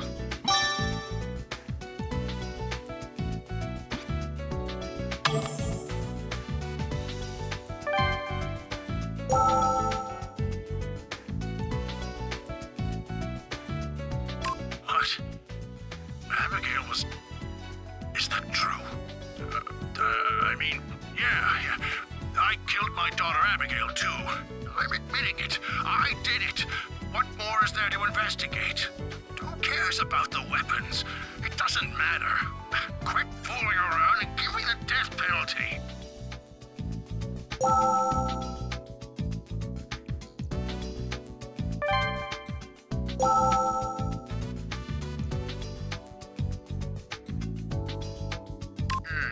Well, when I found the body, I was up that morning fishing for the restaurant's chef's catch special. Oh yeah, if you go out a bit there, they're quite easy to catch. The market's fish aren't good enough. No, for the fish to be at their freshest, they have to be killed right when they're caught. Well, I was shocked. I never imagined I'd pull up a corpse. And even worse, it was Miss Abby Parker. That's right, I've known the Parkers for years. She'd come to the restaurant with her parents every now and again. Heavens, no, they never fought. They seemed very happy, a wonderful family. The last time Miss Abby came was 3 days ago.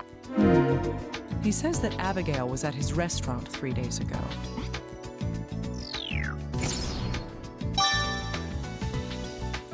So Abigail was still alive at that time.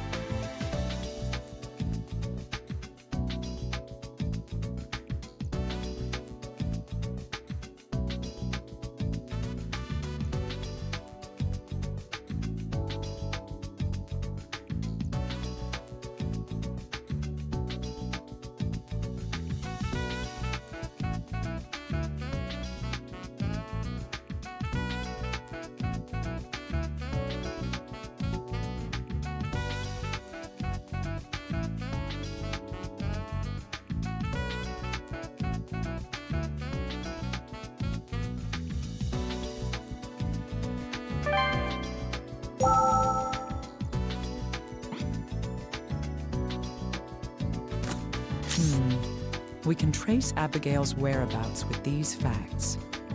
Her corpse was found about 2 days since her death. The man who found her body last saw her 3 days ago. That means that when the chef saw her,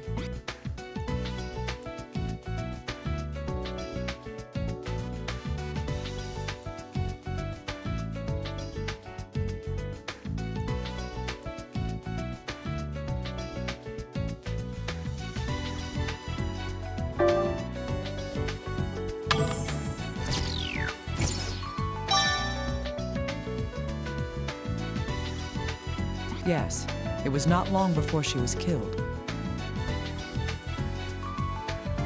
There's a high possibility that Abigail was killed soon after she left his restaurant. It would be best to investigate the man who was seen with her the night she died.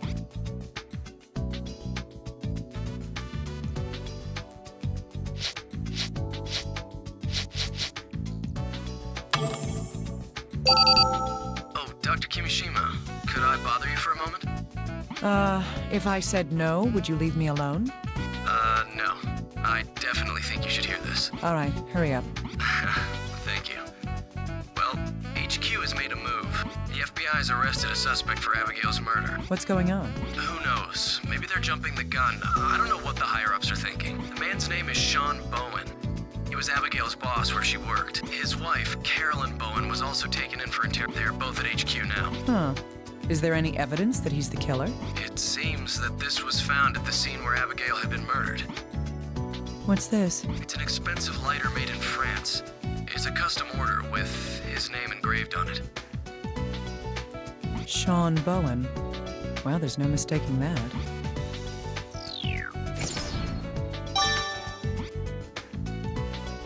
We also showed Sean's picture to that chef. He confirmed that Sean was the man with Abigail at the restaurant the night she died.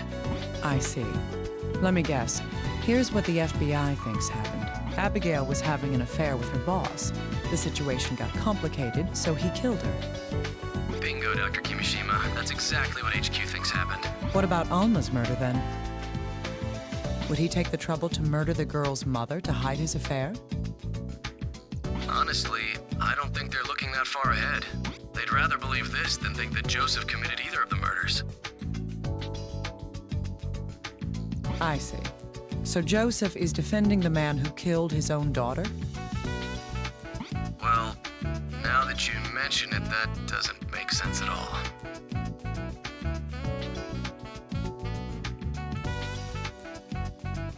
All right. We can't say for certain that this man, Bowen, isn't the murderer just yet. I'm sure he'll be able to tell us what Abigail was doing on that night as well. Can you get the interrogation recordings, little guy? I've already got them. I know my stuff. Nice of you to stay on top of things. Send me that data ASAP. Got it. I'll do that now.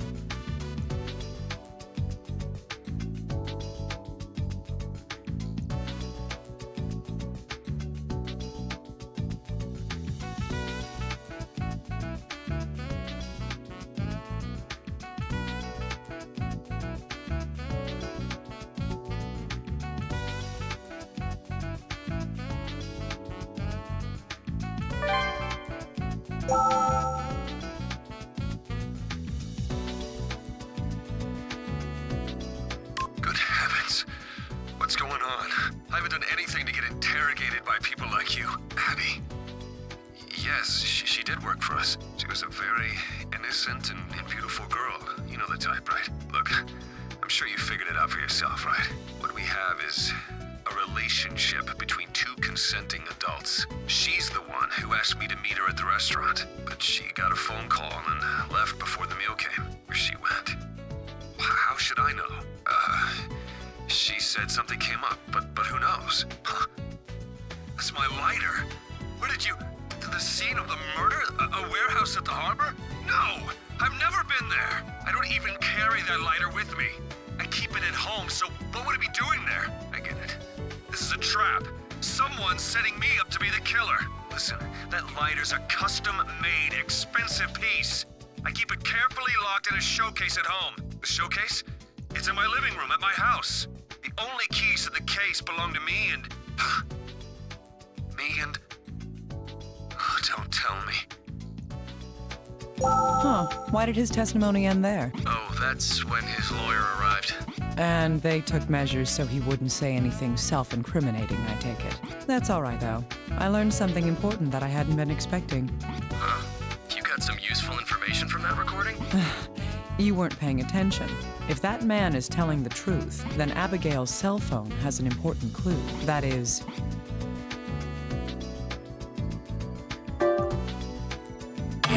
How could I do that? Ugh. Yes. Upon receiving a call from someone, she abruptly left the restaurant and was killed. It's quite possible that call came from the murderer. I see. Even if the caller isn't the killer, we can identify who called her. Gotcha. I'll make sure they hurry up and analyze the cell phone. Wait. We also need evidence to back his testimony up as well. That's true. What can we do about that? It shouldn't be difficult to get a witness to verify his testimony. A witness? But who? Think about it. It would have to be.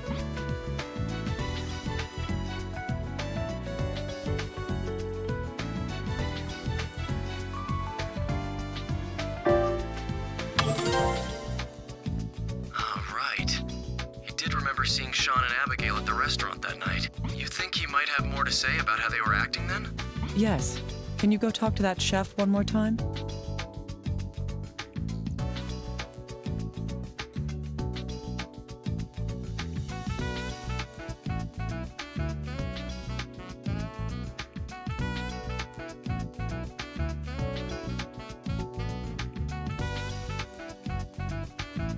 No problem. I'll ask him for more details about that night. There's also that lighter to consider. It's most likely that it was removed from Bowen's house by... Yes. According to his statement, the lighter was supposed to be in his home. The only person besides him who would have been in a position to take it would be his wife, Carolyn. If we inspect the lighter itself, we may learn something from it. I see. You'll need the recordings from Carolyn's questioning as well. I'll send it over right now, so please use the recorder to listen to it. Yes, make sure I get those. I'm counting on you, little guy.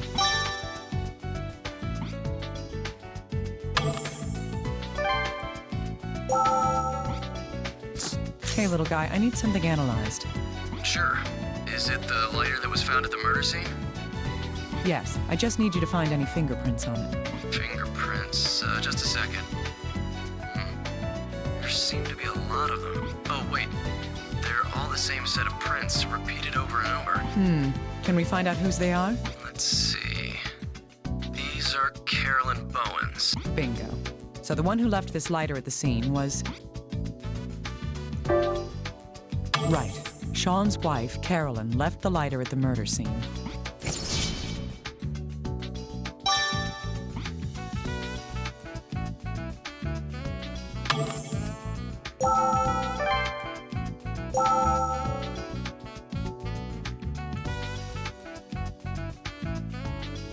Hey, what's this all about?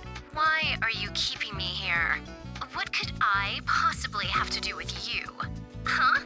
I was home all day on that day. So what? You found his lighter at the murder scene? Is that so? I wonder why. So, is he a suspect now? I don't know anything about it. I don't give give a rat's ass about that cheating bastard. Can I just go home now? I don't want to deal with a murder investigation.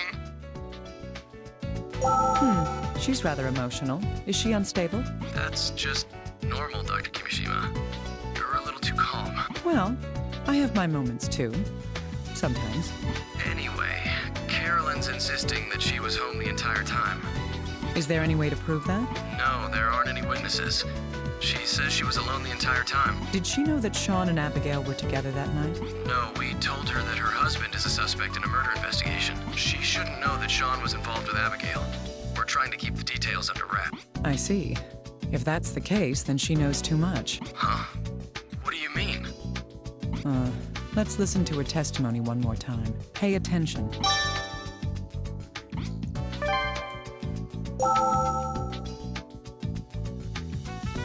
Hey, what's this all about?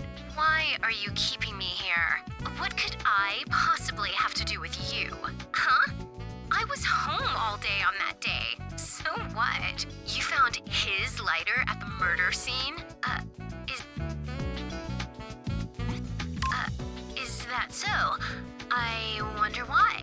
So, is he a suspect now? I don't know anything about it. I don't give a rat's ass about that That bit at the end. Why did she call him a cheating bastard? Maybe he's cheated on her before? He looks like a player. I mean, That could be a possibility. But what if there was another reason? like what? Well, for example,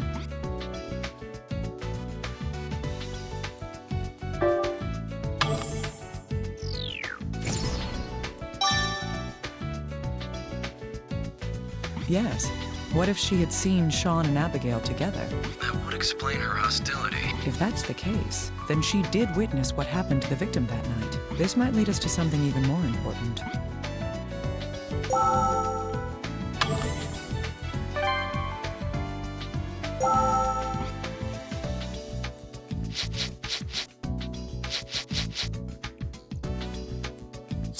Carolyn Bowen, Sean's wife, left the lighter at the scene of Abigail's killing. Her interrogation suggests that she saw her husband together with the victim. Does this mean that Carolyn is behind both the murders in this investigation? True. Even if she had a reason for killing Abigail, she had no motive for Alma's murder. But she may be able to provide us with information regarding Abigail's murder. I need a little more information from her. That's the little guy's job.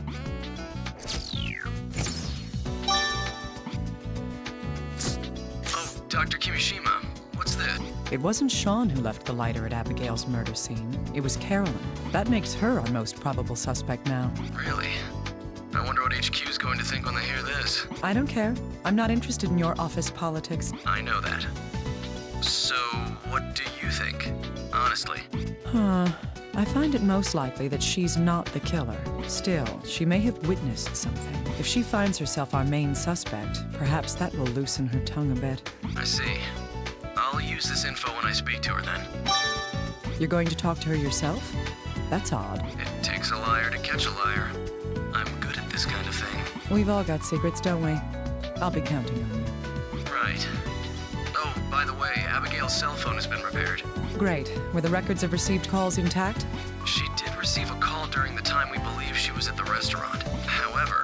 However, we've traced the call to a nearby payphone. I see. I wonder if this information will lead us anywhere. We're going to ask around the area if there were any witnesses near the phone, but we don't expect much. Still, there's no doubt that that was the last call made to her cell phone. I see. So there's a good chance that call came from the murderer after all. Abigail was called out from a public phone, and then she was killed. We'll continue looking into the deal with the payphone. Oh, we spoke to the chef again. Check out the recorder when you have time. All right, I'll listen to it later.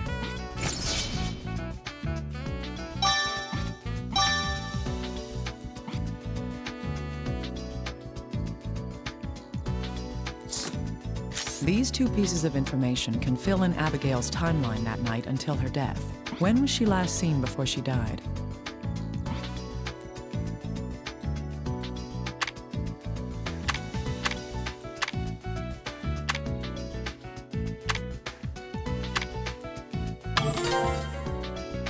That's right.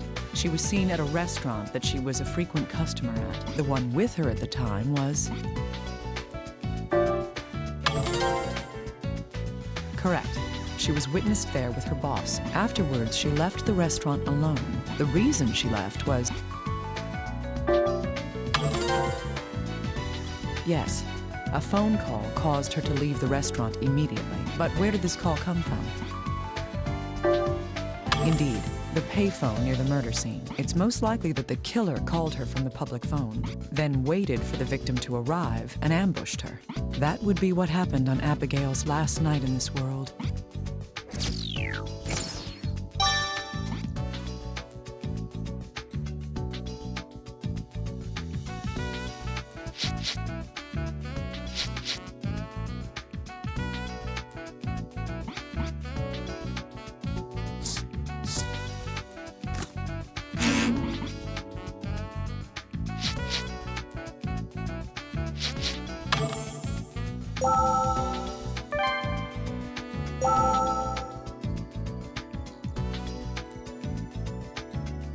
How'd she act?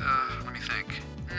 I remember that she was talking on her phone. I clearly remember that she left the restaurant in a hurry soon after that. The man who was with her left in a bad mood afterwards. No, I don't think that he went after Miss Abby. No. He left the restaurant an hour after Miss Abby did. I know that because I served a carafe of wine to the table. The gentleman drank it all himself before he left. I remember being disappointed because they ordered a very fine wine. Dr. Kimishima, we've received a recording. More questioning? Who was it this time? Carolyn Bowen, Sean's wife. Once they confronted her about the lighter, she started talking. I see. I'll check it out.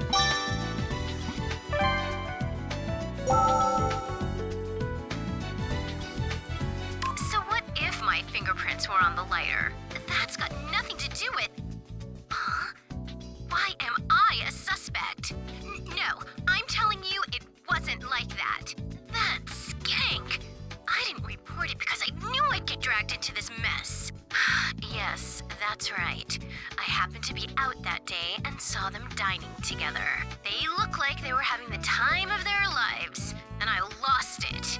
I was going to charge in there and slap both of them, and then the skank left the restaurant still on her phone. I followed that slut, but just because I was curious. I didn't want her to get away. Of course I was angry. She went into a warehouse not far from there. I couldn't see too well from where I was hiding, but she didn't come out for a while, so I peeked into the warehouse. And there was this hairy beast. It was on top of her. It was doing something to her hand with its terrible claws. I knew she'd been killed, but I had nothing to do with it. I mean, it serves her right. Did she think she could just steal any man she wanted? That's probably when I dropped the lighter. Of course, I didn't report it. I would have been the very first suspect. I don't believe it. This is one weird testimony. Our murder investigation suddenly turned into a monster hunt. We've had a sketch artist create a picture from her account, but are there any animals that size around here? Don't be ridiculous. It's someone wearing a mask and some kind of costume. I thought as much. Could the killer be insane? Who can say? There's no way to know anything yet.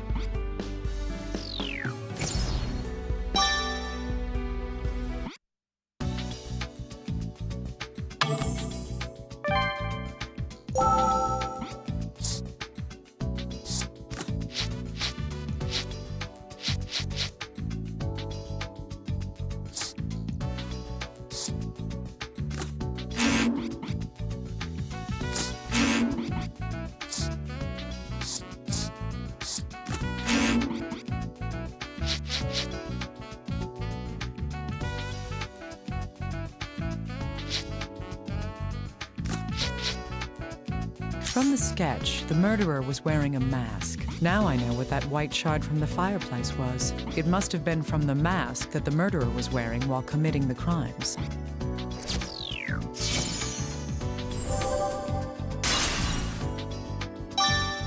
But why would the murderer throw the mask into the fireplace? Whatever the reason, it helps to sort everything out.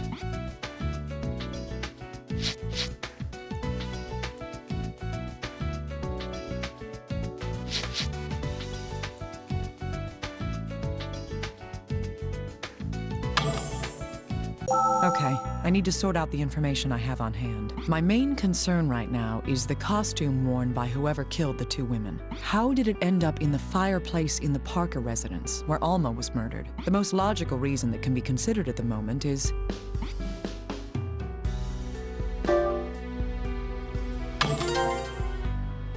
Yes, putting it in the fireplace could be an attempt to destroy it. And if that is the case, something strikes me as odd about how Joseph, Alma's husband, was acting. That is... Yes, he confessed to Alma's murder from the very beginning. If he was willing to confess, what reason would he have to hide any evidence? Let's assume for a moment that someone else is the real killer. Can we follow this hypothetical person's steps? This person would have killed both Alma and Abigail. The first person to be killed would have been...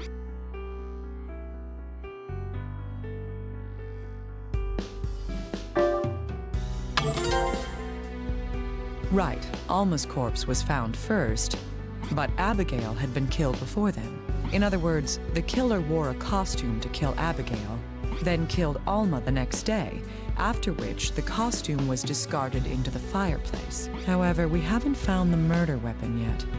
There were no traces of it in the fireplace. The killer would also have some connection to the two victims as well. We can assume that Abigail personally knew her murderer. The reason for this is... Right.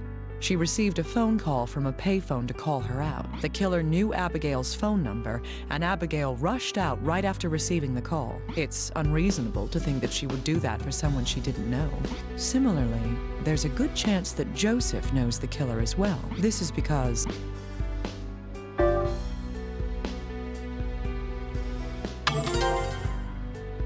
Yes. If that wasn't so, Joseph would have no reason to defend whoever killed his wife. So, is the killer someone that the entire Parker family would be acquainted with?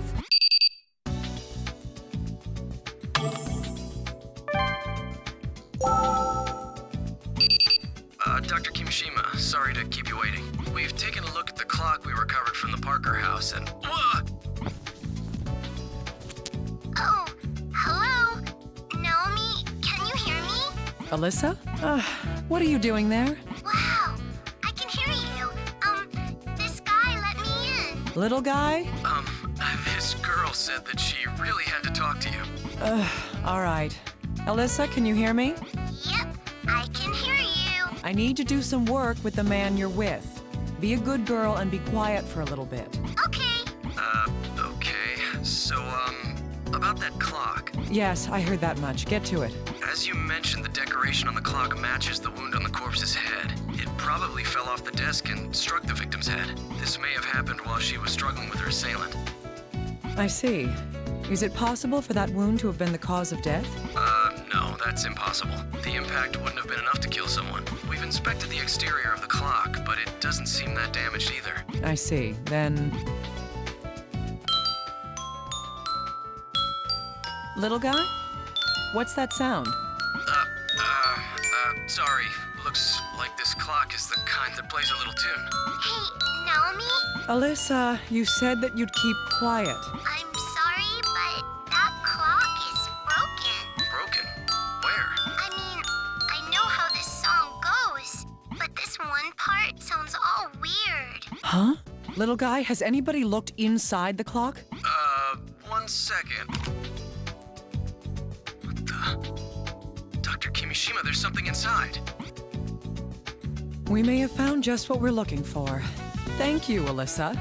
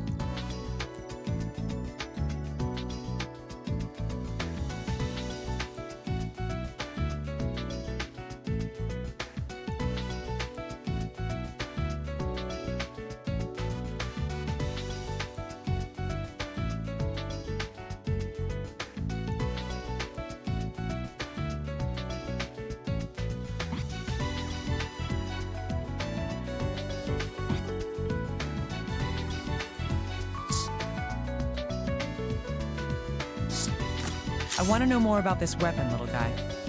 Oh yeah, no problem. It has an X-shaped cross-section, and it's 25 centimeters long. It's thinner at the tip, and it's shaped more like a steak than a knife. This isn't a commercially available weapon. This is just a piece of steel with sharpened edges. Huh. So the killer made it? It seems that way. It's a poor cutting implement, but it could certainly be used for stabbing. I see. This could be the weapon then.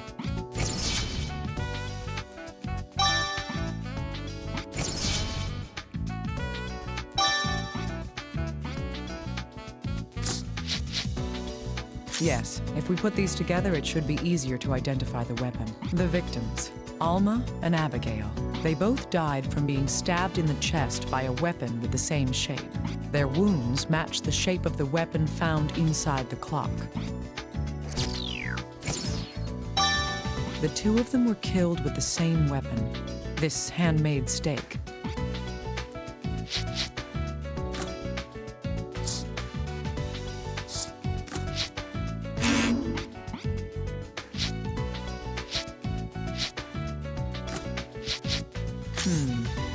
The shape on the end of the weapon's hilt appears to match the bruise on Alma's hand. This bruise could be from Alma pushing her hand against the hilt of the weapon.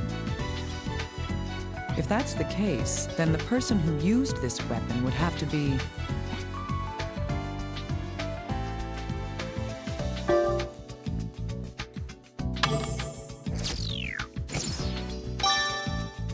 Yes.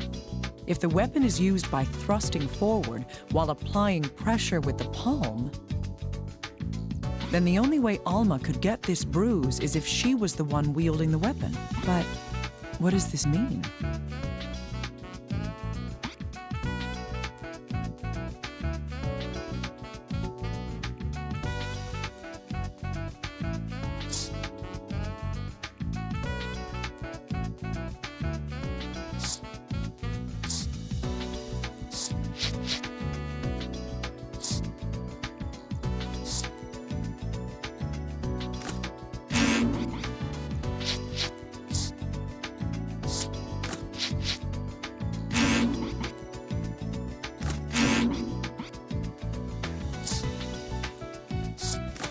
Abigail was killed by the stab wound in her chest. The shape of her stab wound perfectly matches the shape of the weapon found in the clock. The bruise on Alma's palm indicates that she had been using the weapon. If Abigail was murdered by Alma, it would make sense for Abigail to respond to a phone call from her mother. There's also Abigail's final words to consider.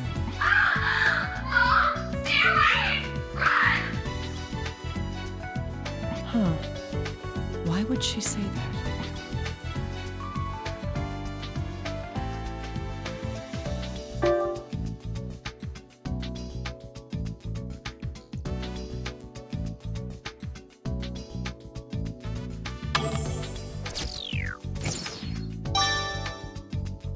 That's right.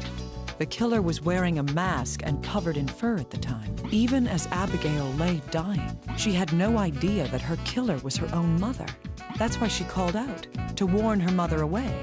From the phone call, she would have assumed that her mother, Alma, was somewhere nearby. But if Alma is the murderer, how did she end up killed by the weapon that she had been using?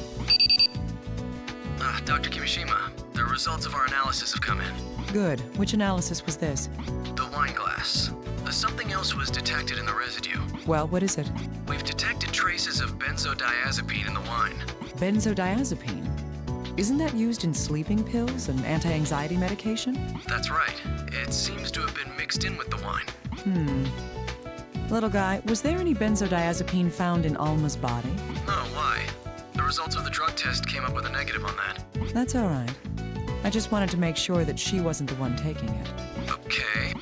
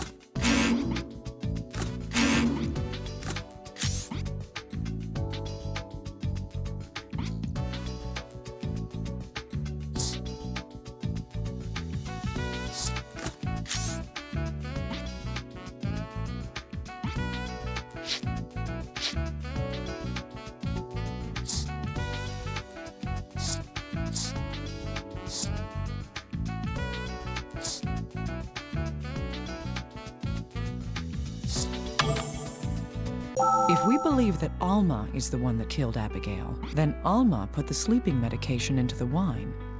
The one who drank it was... Yes, her husband Joseph. What do you mean? Are you saying... That's right. Alma tried to kill Joseph as well. But, Dr. Kimishima, isn't that just... The weapon left a bruise on her palm. That is proof that she used the weapon. But she was killed by that same weapon. That's true. Let's stay calm and think this through. We have evidence that there was a struggle between Joseph and Alma, don't we? That is...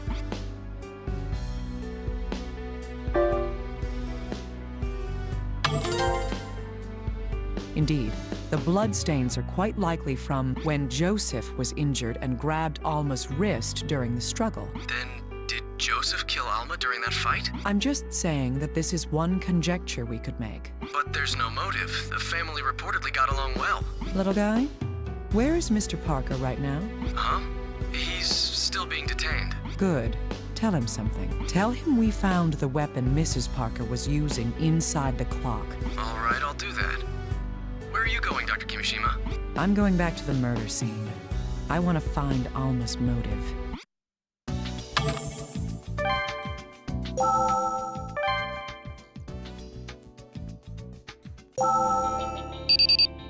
Oh, Dr. Kimishima, can I bother you for a moment? What's the matter?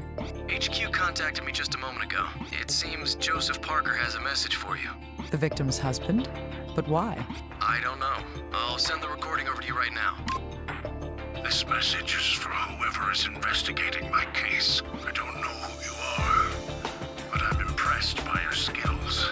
Go to my house and check above the fireplace. My wife's diary should be behind the stones. You must already know that I can't stand. So that's the only thing I couldn't get rid of. If you read it, you might find out what my wife was truly feeling. Please, make use of that information. That's it. Did you get all that, Dr. Kimishima? I heard every word. I'll have to check above the fireplace. Above the fireplace, behind the stones. This must be it. Alma's diary is in here? Here it is. I should take it back to the office and go through it.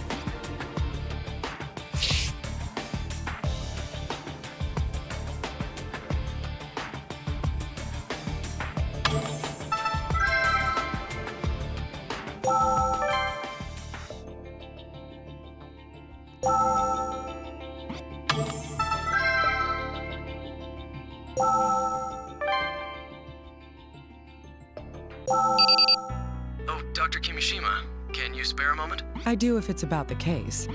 Of course it is. Alma Parker's autopsy is about to begin. Good. I hope they find something. Yes, and regarding the results from the auto-imaging scan, a tumor has been found in Alma Parker's prefrontal lobe. A tumor? Yes, it's about 5 centimeters in diameter, and it seems to have been causing CVD. Cerebral vascular disorder. If that's so, then Yes, well, even if she hadn't been killed, she didn't have much time left. that's not the point. Tumors in the prefrontal lobe cause visual and auditory hallucinations. There's the chance that this may explain her strange behavior. Wait, so you think this is related to the case? I found Alma's diary above the Parker's fireplace. What? Then Joseph was... He was telling the truth. Reading this may tell us more. I write this diary giving thanks to the mountains and to the flowing waters. My headaches continue today. That bruise seems to have gotten bigger, too. Should I see a doctor? A bruise. What is she referring to?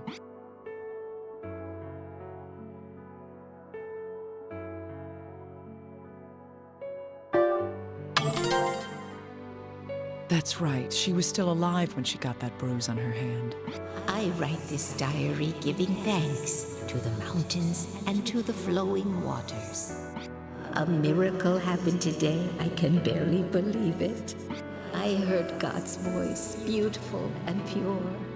The bruise on my hand is a sigil passed on to me by God Himself. I see. Well, I'm no theologian, but I doubt this was a revelation from God. What happened to her was caused by...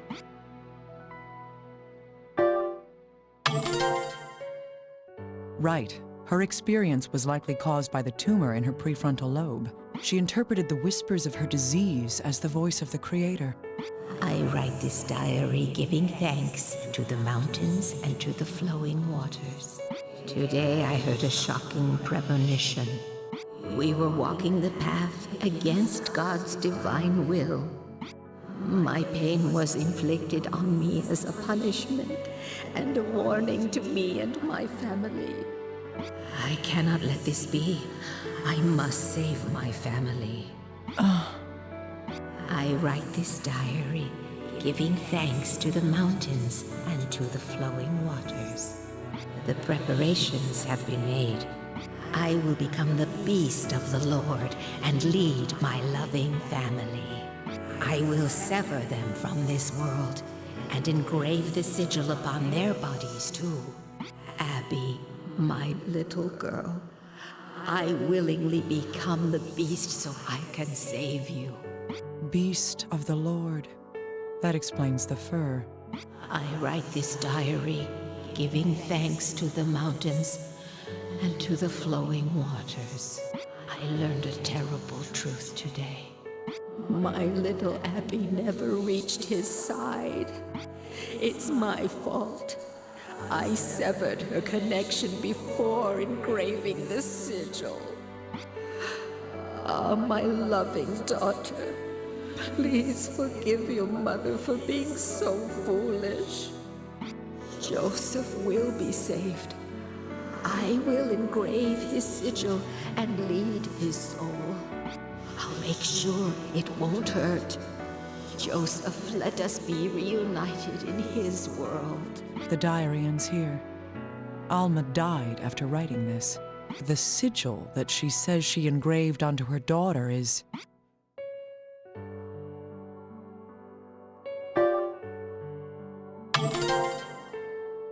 That's right. Alma thought the black bruise on her hand appeared as a holy sign. That's why she thought she was saving her daughter's soul using the same pattern. She also planned to do the same to her husband. When she said she'd make sure it won't hurt, she meant... Indeed. This diary answers a number of the questions we've had regarding this case.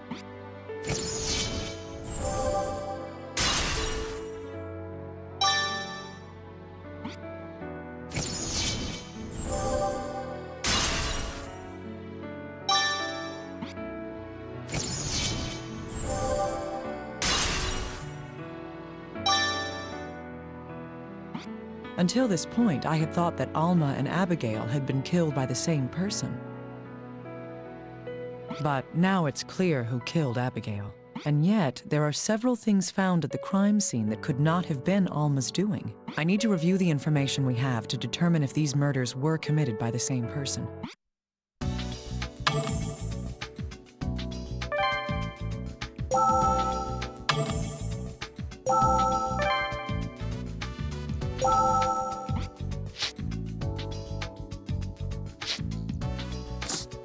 Hey, little guy, I have something else that I need you to analyze for me. You do? I thought we've already been through everything. It's more that I want you to sort through what we know. Alma wore the mask and the fur when she killed Abigail. However, Alma couldn't have done everything herself. For example,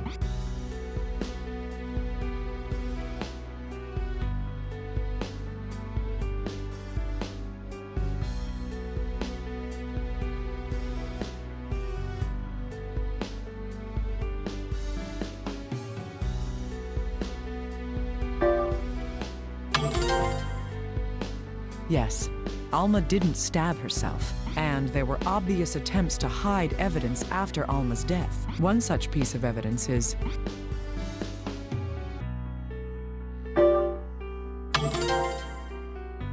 Yes, someone tried to destroy the costume Alma wore in the fireplace. Another piece is... Indeed, the weapon Alma is believed to have used was hidden inside the clock. Only one person was able to do this. Yes. Now we can finally see everything that happened in this case.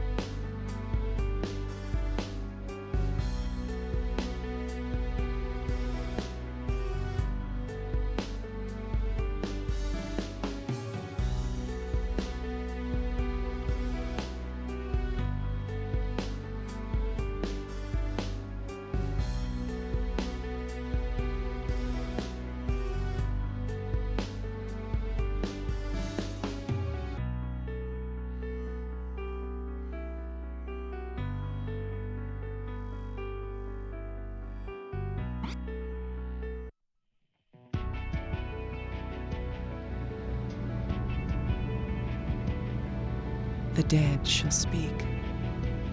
Let's put together the truth of what happened here. In a way, you could say Alma Parker is the first victim.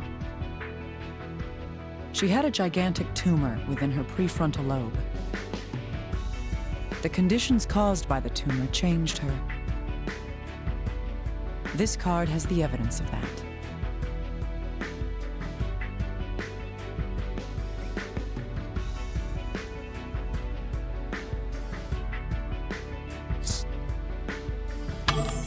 Yes, she believed her hallucinations were divine visions. Parting with the world, her beloved daughter was first. It was that same love that led to Alma's attack. This card proves the violence Alma carried out on her Abigail.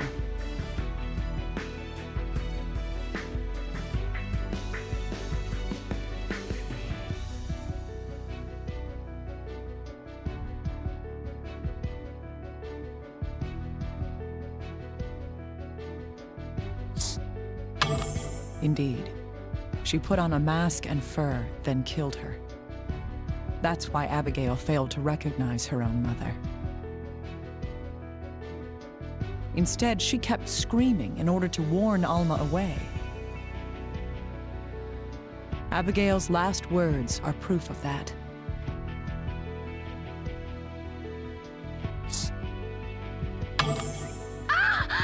Mom! Stay away! Run! After the murder, Alma tried to guide her child's soul.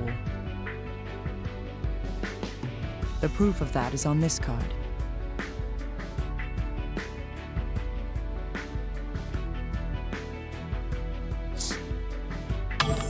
This is likely what Mrs. Bowen witnessed. But Alma thought she had failed to save Abigail's soul. In order to guide the soul to its rightful place, Alma thought the sigil needed to be applied before death. So she made careful preparations for Joseph's murder. The evidence of that is shown on this card.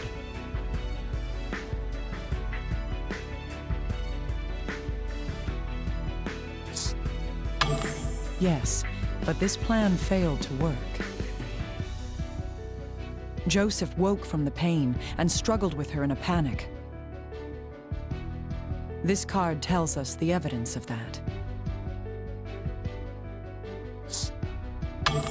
Alma wore the mask and fur again to kill her husband. That's why Joseph didn't know it was Alma attacking him. He desperately caught her hand, resisting her. And in the ensuing struggle, they fell, stabbing Alma. When Joseph removed his attacker's mask, he realized...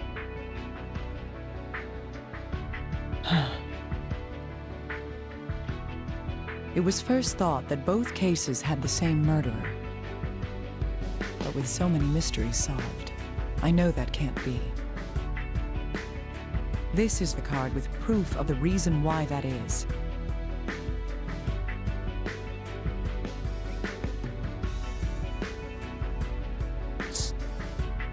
I can't mess around anymore. It's time to get serious. I can't mess around anymore. It's time to get serious. Yes. After Alma's death, someone erased evidence of her guilt. No matter how it was done, it couldn't have been Alma. And so the truth of this card is brought to light.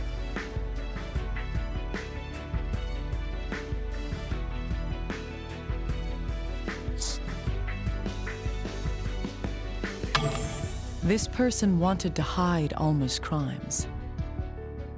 First, her costume was destroyed in the fireplace. The weapon she used was hidden within a clock in the house. Another knife was used to make Alma seem like a victim. This card shows who took this effort to exonerate Alma.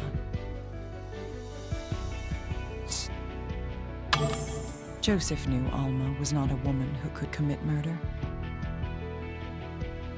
Her bizarre acts were a result of her brain tumor. Even then, she still loved her husband and cared about him. Her final words are proof of that.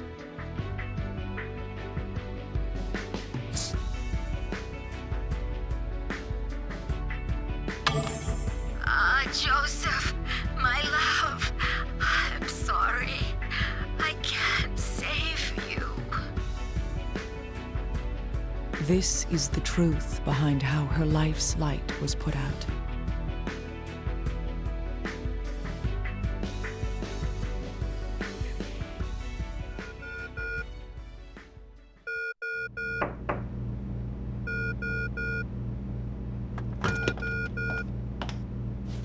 Naomi, you have a call from Mr. Parker. Yes. I was just thinking about visiting you. All right. I'll be there soon.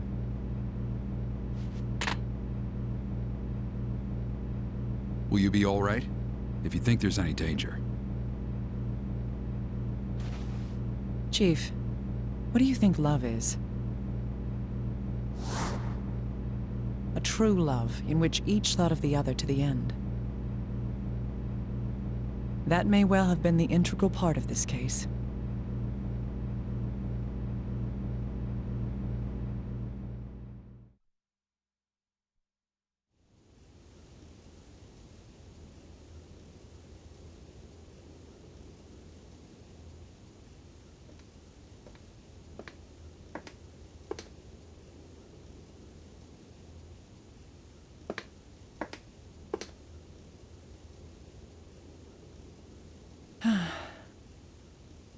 I can't guarantee it's any good.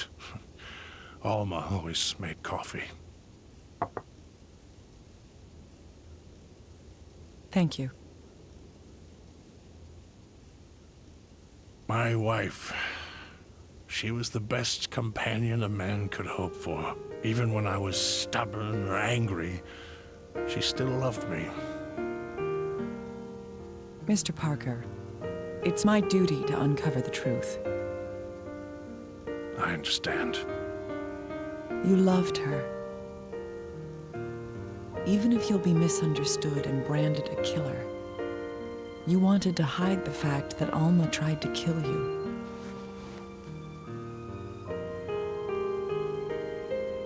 I'd be better off if she had killed me. There's absolutely no way she'd kill me without a cause. She must have had some reason for what she did.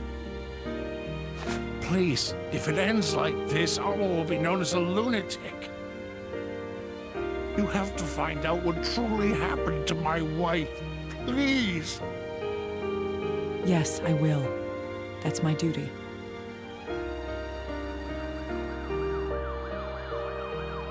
Death comes to everyone. I'm a little jealous.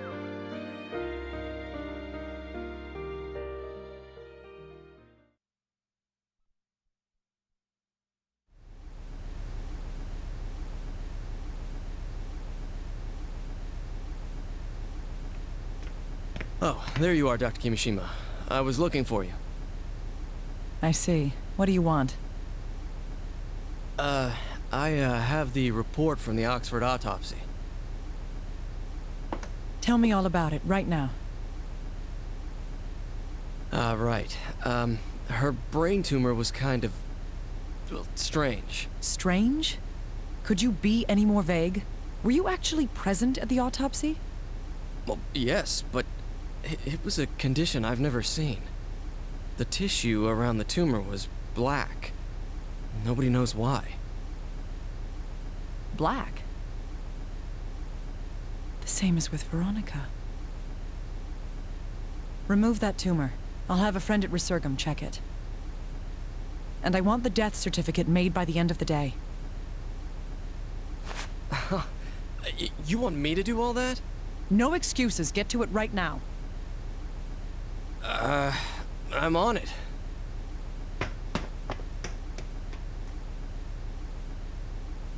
Veronica's death, an old woman losing her mind. What in the world is going on?